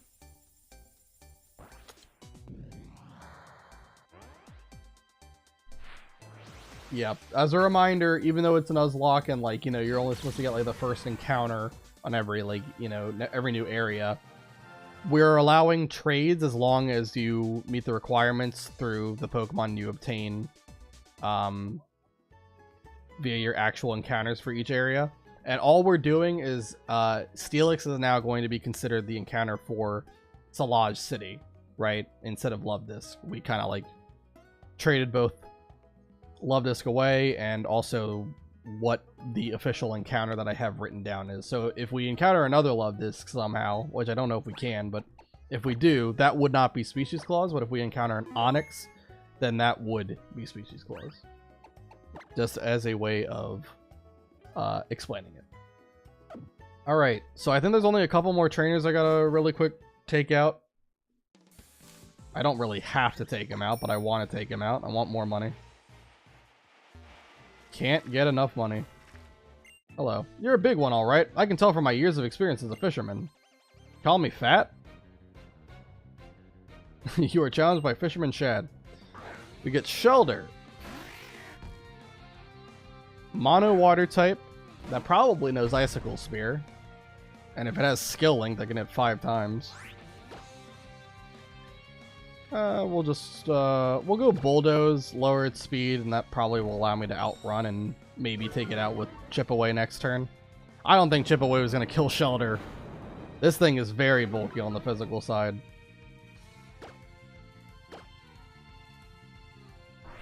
Yeah, it's probably going to live this. Yeah. It does use Icicle Spear.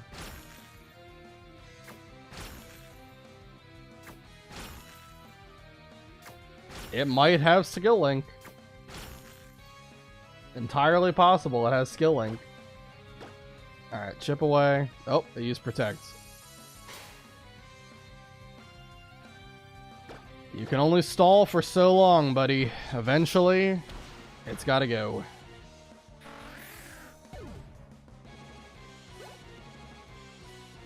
Alright, and then we got Staryu. Okay. I will swap out. Let's go to Floette. Floette, I think, can handle this.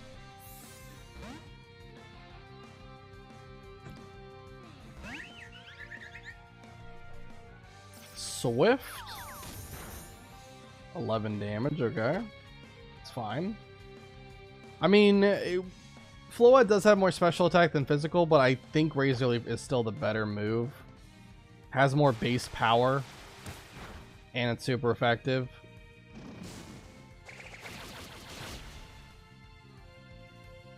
And we also got a critical hit. It does have a higher crit ratio as well. That is something else to note.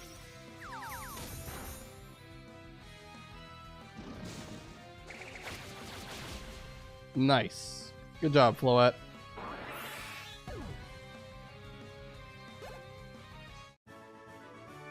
I knew you were a big one. I could tell from my many years as a fisherman. I think he just wants to keep calling me fat. Rude. Alright, let's heal up again. And then I don't know. Is there another trainer over there? I felt like there was someone who used a tentacle. I also could get an encounter from Route 10. But I don't think we're really going to need it for this next gym. There's a lot of cool Pokemon that we can get from there. But we'll probably save it for next time. I think they're also pretty high level. So it's not easy to catch those guys. So I might want to wait until after the gym anyway, just because I'll be really high level. Oh, there are... I fought this person, right? There's just one more then. Okay, I think this person has Tentacle then. I'm pretty sure this is the one I'm remembering. And the Tentacles might have, like, they might have, Wrap, which will trap you in, but I think we'll be okay. You wouldn't believe how much I practiced my casting technique. Time to see the results. You are challenged by Fisherman Wharton.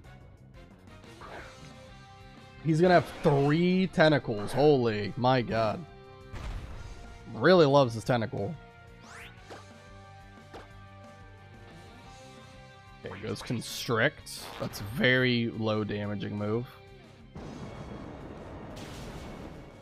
Nice.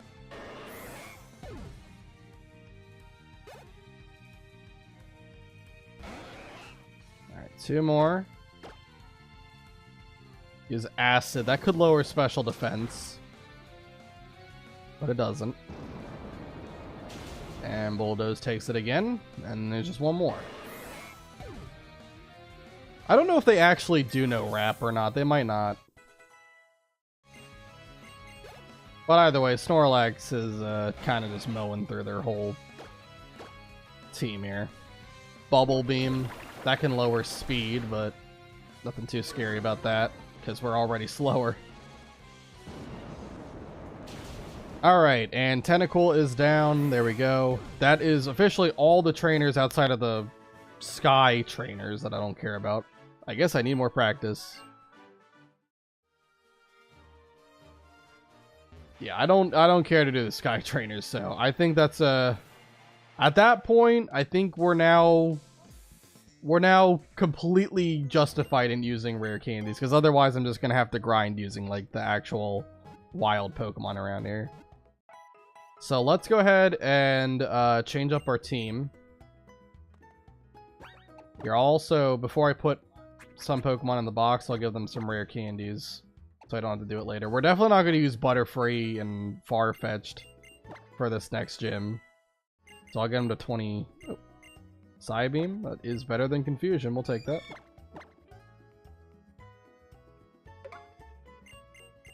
I'm going to rare candy all these guys up to 25. So that I can just slot them back on after the gym if I want to. Also, I gotta put Steelix on the team as well, but we'll get there. Oh, Swords Dance, cool. I guess I would take off Fury Cutter. Knockoff's pretty solid. Not a lot of Pokemon are gonna have held items, but it's a 65 base power Dark type move, which is just good coverage. All right, and then Charmeleon's not going to be used, so we'll get him up to 25.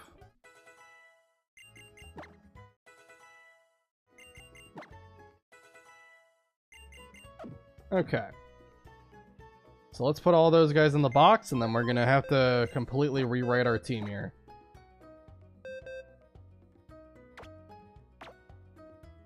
So definitely going to have Steelix on. Hippopotas makes sense to put on. Binacle makes sense. It's just a matter of, do I want to have Floette be the last slot, or do I want that to be like Metatite or Lunatone? I think it probably makes a lot of sense to put Metatite on. Yeah. So hold on, before I do, let me rare candy Floette up to 25 then.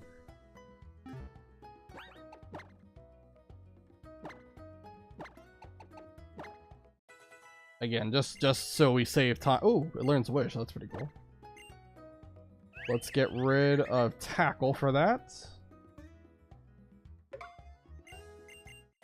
But yeah, this will just save us time later when eventually I want to slot them back on after the gym.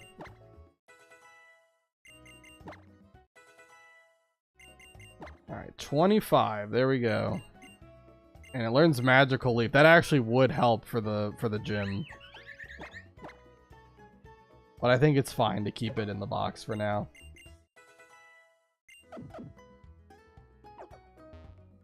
Alright.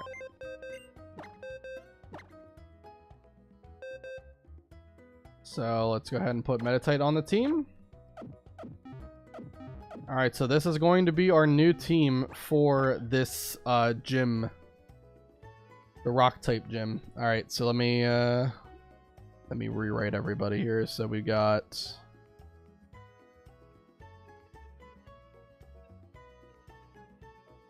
Hippopotas.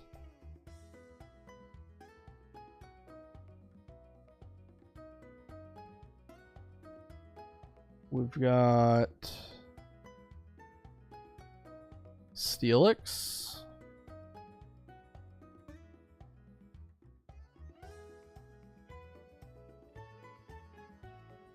We've got Metatite.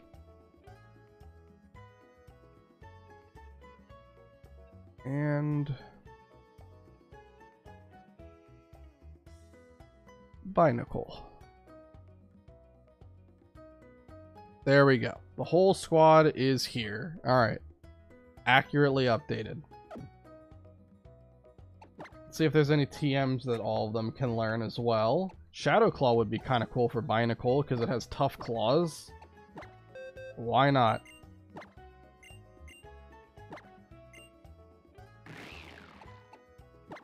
Go to Fury Swipes.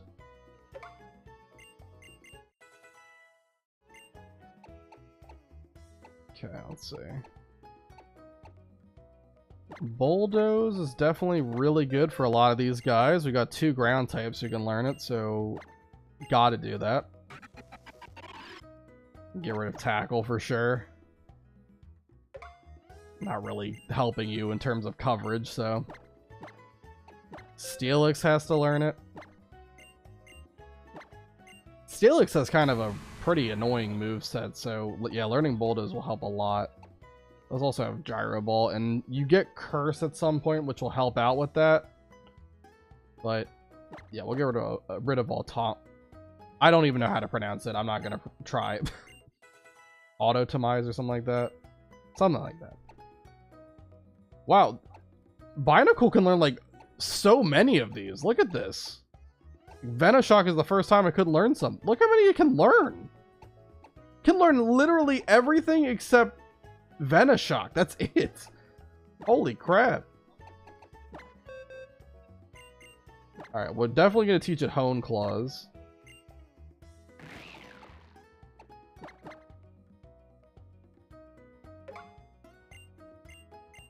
Question is, what should the last move be? I mean, Bulldoze would definitely help for the gym. No question about that. You could also do Rock Smash.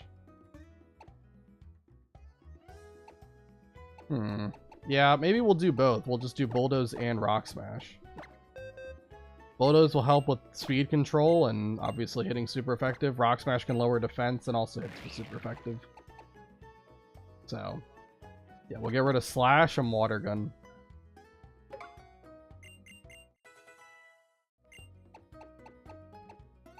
Alright, Rock Smash.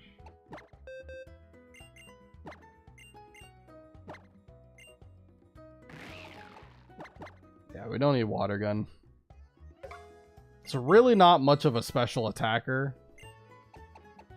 So, it's okay to get rid of that. Don't really think I want Rock Smash on anyone else. Yeah, I think that might be all I really care about. At least in terms of TMs. Let me give items. So we want... Definitely I'm gonna want... where's it at? Rocky Helmet. Oh, didn't I have it on someone? Who did I put it on? Was that Couladin? I think I did. At this point, I want this on Steelix. Thumper the Steelix. And then, is there any other, like... Not really. Okay, then let's just put, like, Oranberries on or something. They could come into play at some point.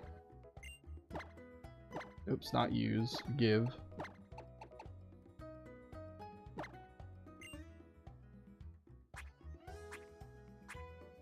Okay.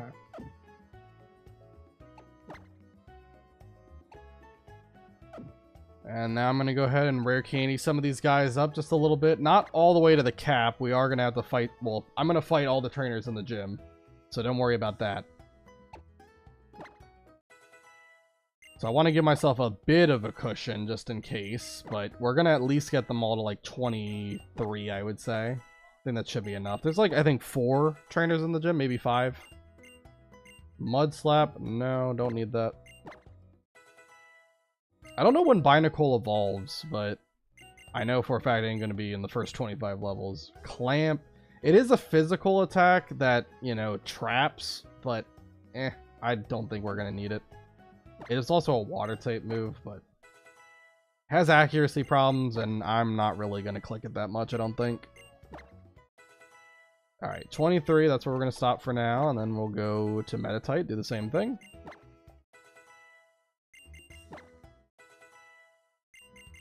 Mind Reader, I mean, no. Yeah, give up on that, don't need that. Alright, 20. 3 more to go. Faint. It's a normal priority move. It is a physical attack.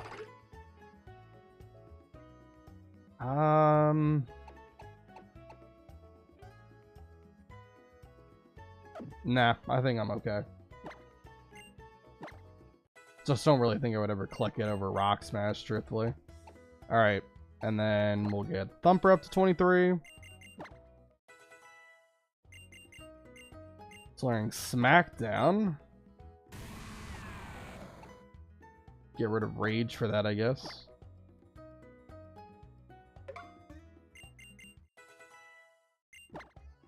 Alright, 23 for Thumper.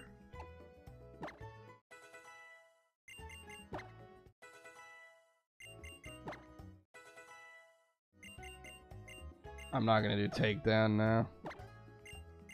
He wants to learn Dig as well. He already knows Bulldoze. Dig is Dig 80 base power or 60? It's 80. Yeah, but it's also a 2-turn move. I'm gonna say no.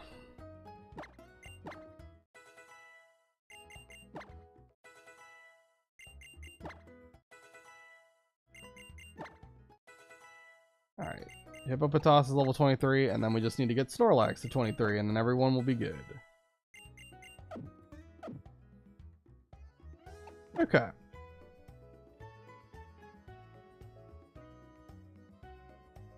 I think everyone is pretty much ready to go. So let's go ahead, we'll save the game. And we'll head on up to Gym 2. Like I said, I'm going to fight all the trainers in the gym. So don't worry about that. I never back down from a challenge. Wouldn't be doing runs like this if I did.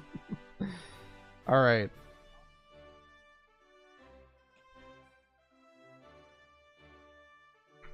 Basically, we have all these walls we can climb on. If this was a real-life gym, I probably would absolutely fail trying to do this. I need a break after all this climbing and training. I can appreciate it actually being a gym that's like a dual purpose as both, you know, a Pokemon battling gym and also a gym for fitness and exercise.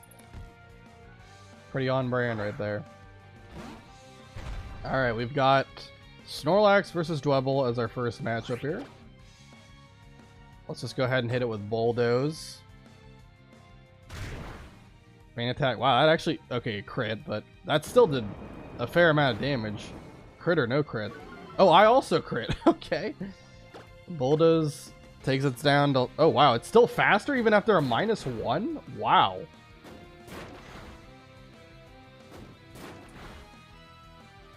Rock Blast hits 3 times. That's fine. Bulldoze should take it out. Just kidding. But I think at this point, it's at -2 speed. There's no way it outruns. Okay. Alright. I don't know how fast Dwebble is.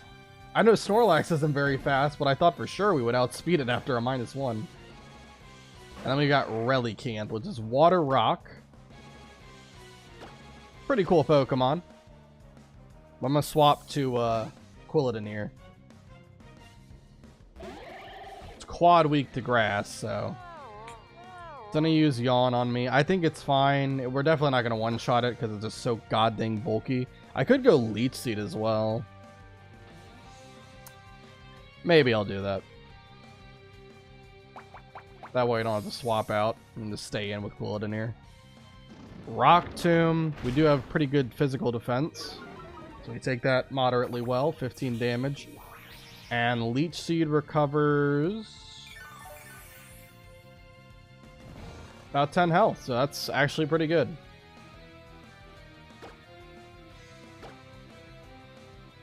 Alright, Water Gun's gonna do nothing. That's a complete waste of time. Now we just gotta hope that Quilladin wakes up. As soon as he wakes up, he can get Vine Whip off and very likely take this thing out.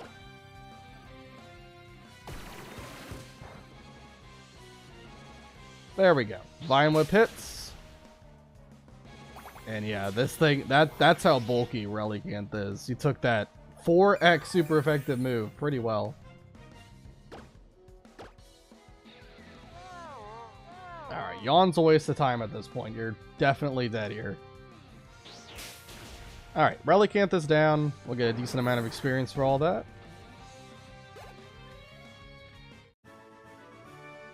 No pain, no gain. Alright, we're not going to go all the way back to the Pokemon Center. I'm just going to use one of the soda pops I bought. Gonna be near the bottom, I think. Yeah, it's 60 HP is what that one is. Alright. Okay, and I think the right side is just a dead end, so we're just gonna go left.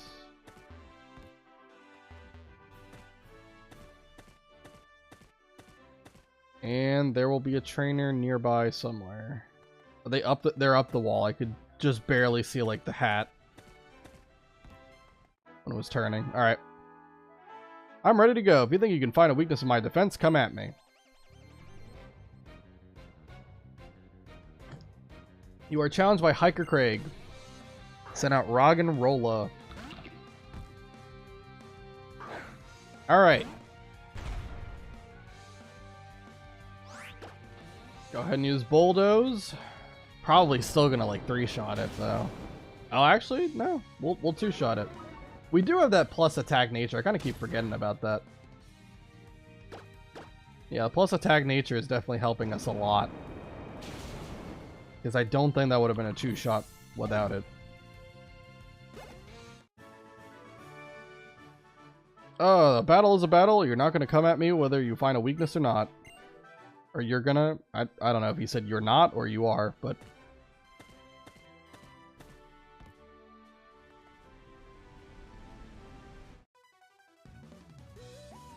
Only those with a noble spirit can try to take on the challenge of the Sludge City Pokemon Gym.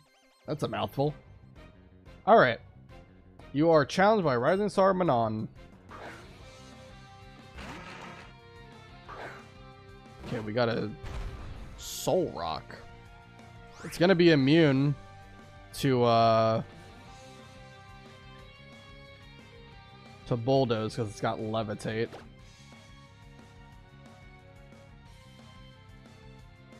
And I think it's gonna know Fire Spin too. Probably. Who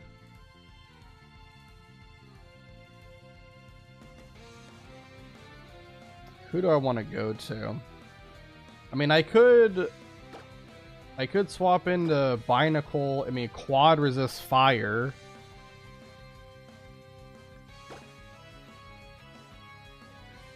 It's got Shadow Claw, so it can hit for super effective. How fast would Solrock be? Probably faster than Binacle if I had to guess. I just want to know. What are we going up against? Yeah, definitely outspeeds Binacle. Although I don't think it would outspeed Koladin. Maybe. I mean,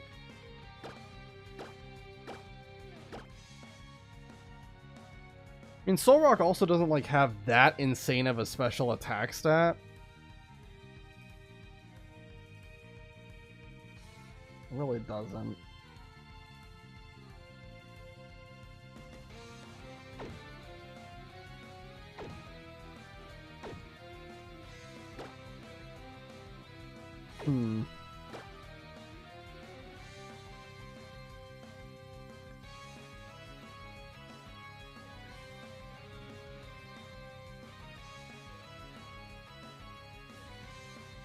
I'm not sure what I want to do here.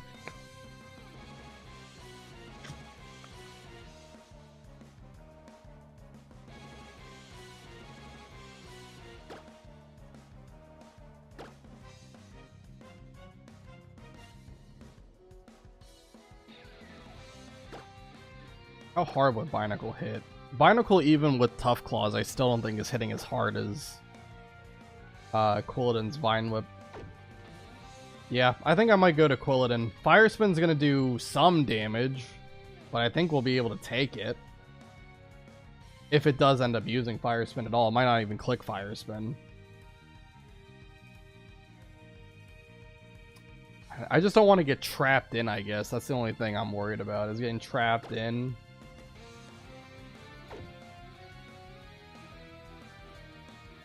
Here, let me see how much damage I would do to Solrock here.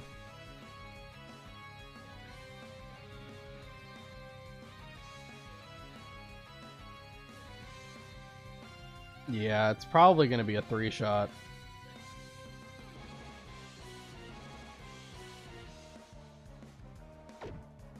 Alright, I'm going to go with Quilladin.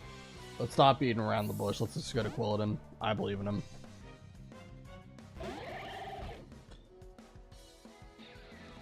It does go Fire Spin. That is a lot more. It's a crit. Why do I keep getting crit, man? Well, this isn't good.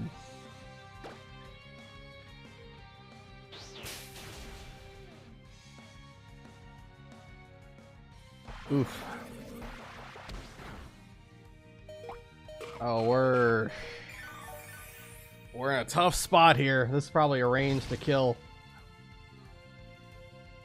All right, come on, Quilladin, buddy. Oh, it's also in what's it called? Overgrow range. Yeah, we're fine. Yeah, Overgrow takes it. We're good. We're good. We're good. We got Overgrow. My goat.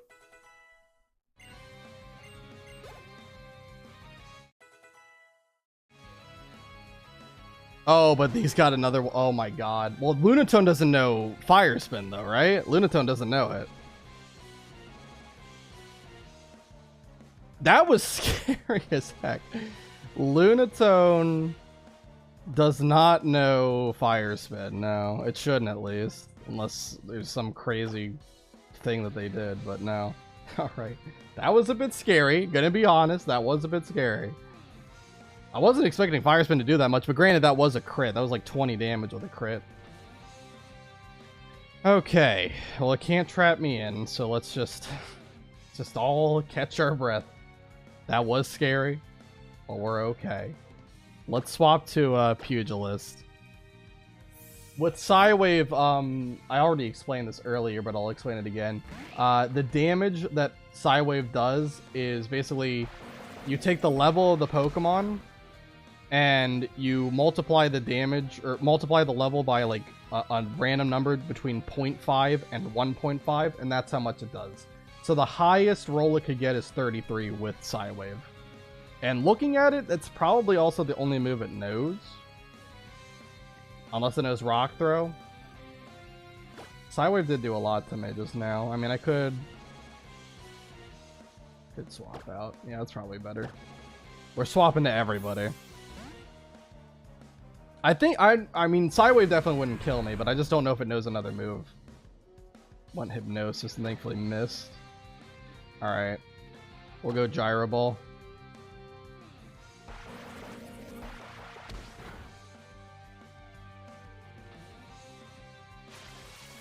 Look at that animation for Gyro Ball. That's a legendary right there.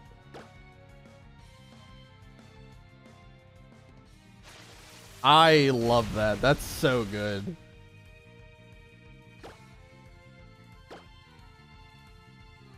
Alright. Rock Throw is going to do nothing. Yeah, so it did know Rock Throw. I don't know how much that would have done to Binacle. Probably not too much. Lunatone doesn't have great attack, but just wanted to be safe, you know. After seeing how much that Fire Spin crit did. Can you blame me? Can you blame me? This gym was waiting for a trainer in Pokemon like you. Alright, well, we're going to have to go back and heal. Holy crap. You probably are next in line to be gym leader. That was a pretty good team. Solrock, Lunatone, and wasn't there another one? Or was it? I think it was just Solrock and Lunatone, but still, good enough team. The actual gym leader doesn't use anything really close to the, you know, base stats of those two. The two Pokemon that he uses are Tyrunt and Amora, which are both, they're the fossil Pokemon for this generation, and they're solid. I don't think they're as scary as that was. That was pretty crazy. I had to use my Oranberry on Quilladin.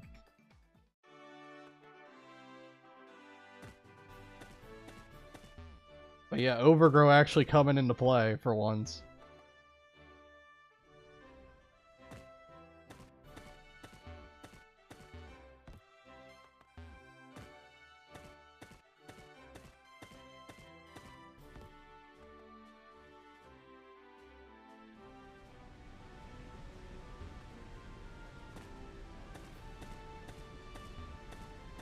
Alright.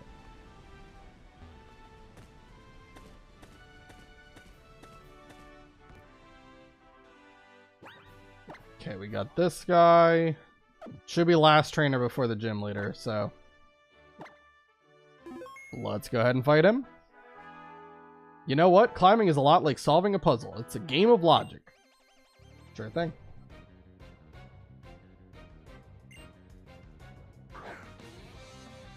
Alright, Rhyhorn.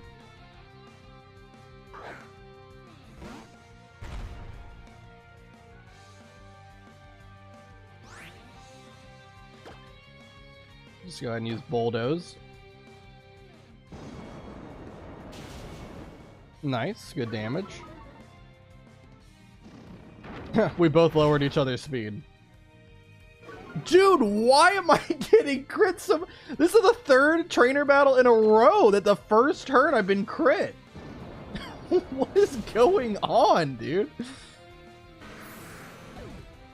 God.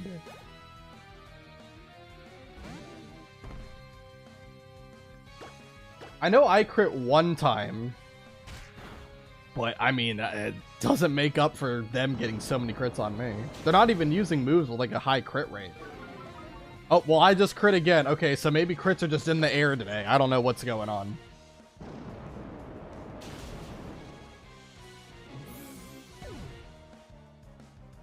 Alright.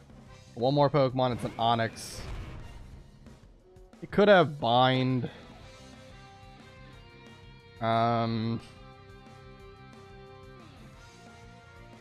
Yeah, just I think just to be extra safe, I'll swap to a Thumper here and have Thumper handle it. I'm you, but stronger.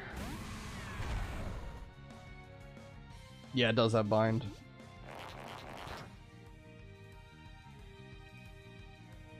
All these trapping moves, too. Like, this is another thing that's kind of crazy.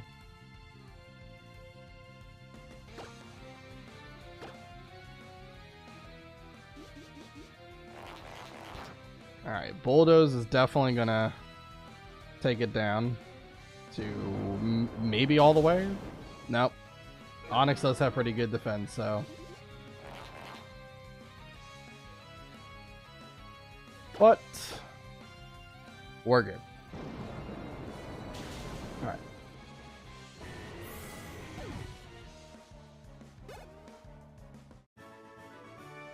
You're a tricky one. Truly a mountain that I couldn't surmount. Okay.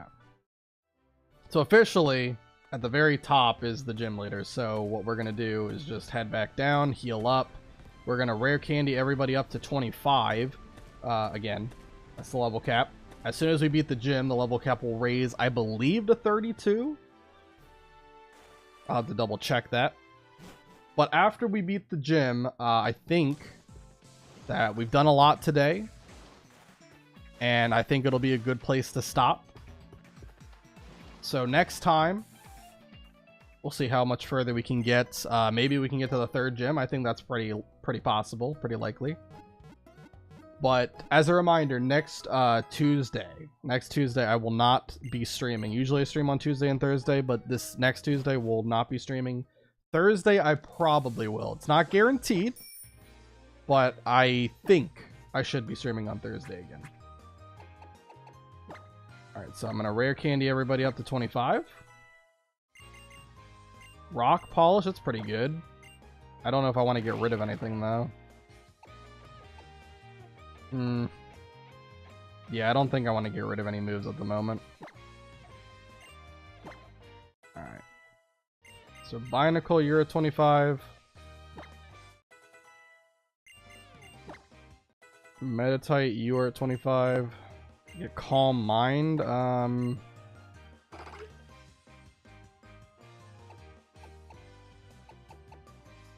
Get rid of Meditate, sure.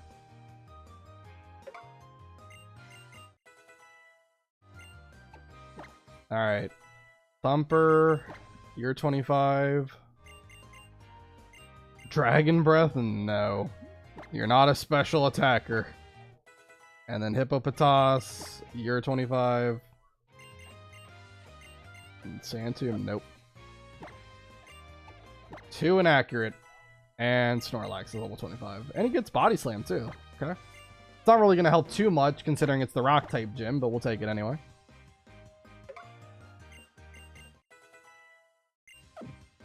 Okay. Now I got to figure out what I want to kind of use as my first Pokemon here and everything. So Tyrant's a rock dragon and Amora's a rock ice type. Tyrant also has Strong Jaw. It's going to have like, I think it has Bite, Rock Tomb. Forget what else it has. Yeah, I can just look up his moveset.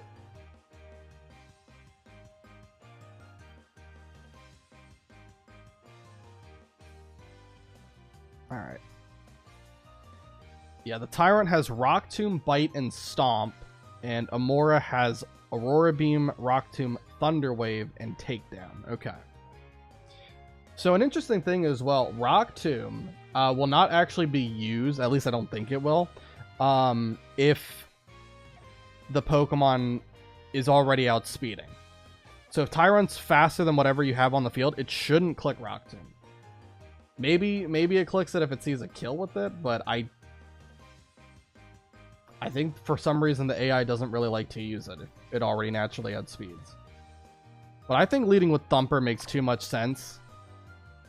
Well, would it make more sense to go Thumper for Amora?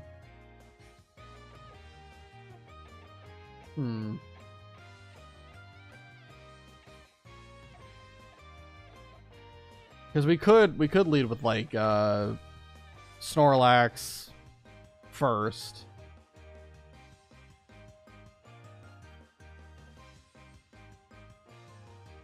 Yeah, let's go Snorlax lead. And then I'll swap to Steelix when it goes to Amora. I believe Tyrant is the lead Pokemon, I think. Not really looking up a lot of this stuff, I guess. Going in kind of blind. Again, it's been a while since I played it, but I think Tyrant's the lead.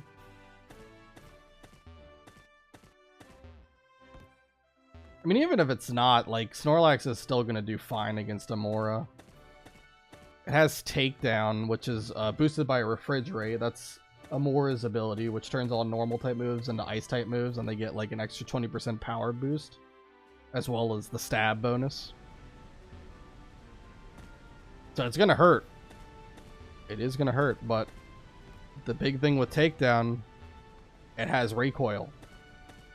So even if you're doing a lot of damage to Snorlax, you're still going to do a lot of damage to yourself. Because Snorlax has a high base HP stat. Alright, I don't think there's any other item I really care to put on anyone. I mean, all of these are kind of not great. I don't have anything just to hold. No. Alright. We'll save the game. Snorlax, you're my lead. Let's go. I've been waiting in eager anticipation. What have I been waiting for? For a worthy challenger to appear. It's quite an achievement to have climbed all the way up here. Very impressive, actually. I have a feeling that our battle will turn out to be worth the wait. I hope you'll show me that your skill as a trainer surpasses even mine.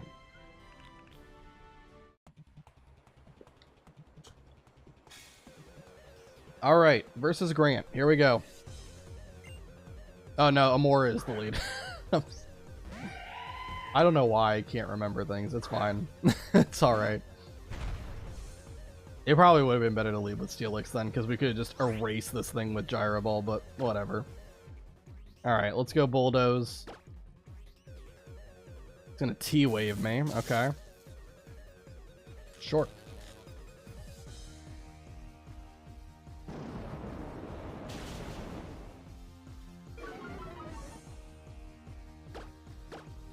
It's gonna Potion, maybe? Nope. Not close enough for Potion. I want Aurora Beam instead of Takedown.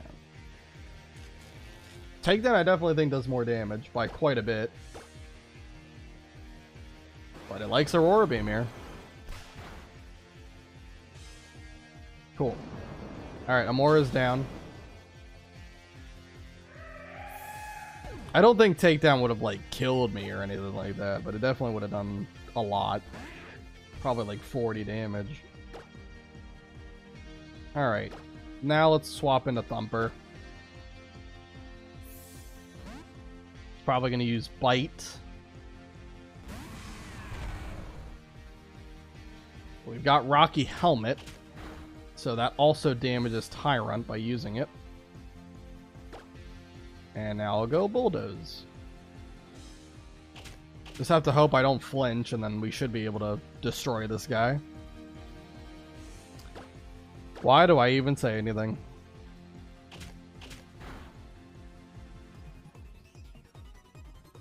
Alright, Bulldoze, is this going to kill?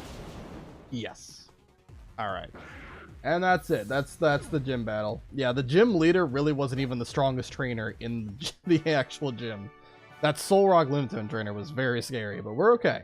You've proven to be a wall that I am unable to surmount. We got $8,000 for winning. There are some things that seem out of reach no matter how hard you try. However, it's important that you never give up no matter the opponent or the odds. I could tell from our battle that you and your Pokemon understand that. To commemorate such an impressive show of teamwork, please accept the Cliff Badge. Very good.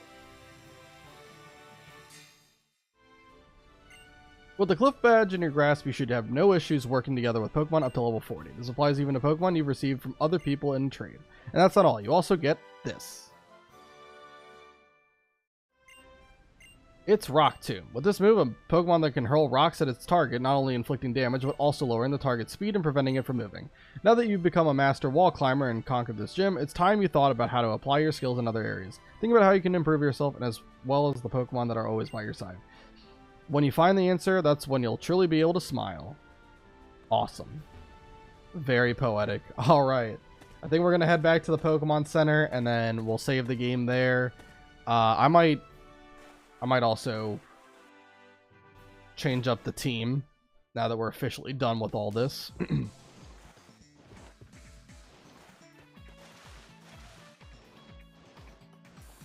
me 1 second.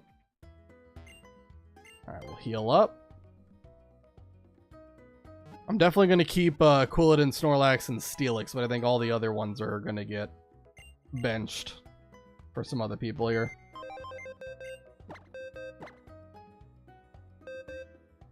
Alright. I still like having Butterfree on. Charmeleon obviously has to come back. Yeah. I think maybe we can say Farfetch can stay in the box. I like Floette.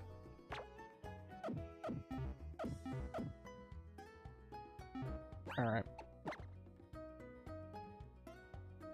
Okay. Let me go ahead and update the team again. So we got, alright. Instead of Hippopotas,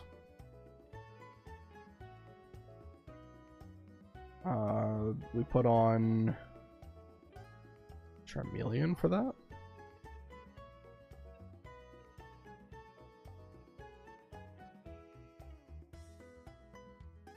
Okay, and then instead of Meditite, I've got Floette.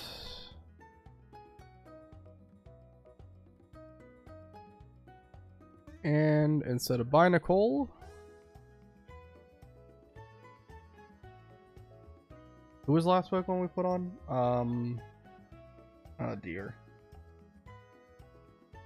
Why can't I think of it? I might have to check. It was Butterfree. Yep. Okay. Butterfree. Sorry. Okay. So there we go. The team is officially what it should be. Cool. And like I said, I think we're going to stop for today. We got the second gym badge. And we're still going strong. Also got a lot of interesting encounters today that may come up later in the run. Steelix is going to be pretty helpful right now. So yeah, we'll see if we can keep it going. I don't really think Gym 3 is too difficult. That's the fighting gym. So I think we'll be okay, but you never know. Reflection Cave is a bit scary. There's a couple of trainers in there that are scary, and then there's also the Wobbuffets. So I just got to make sure I'm playing smart, I think. But regardless, thank you guys so much for watching, whether you're watching on YouTube, on Twitch, or you're watching the VOD.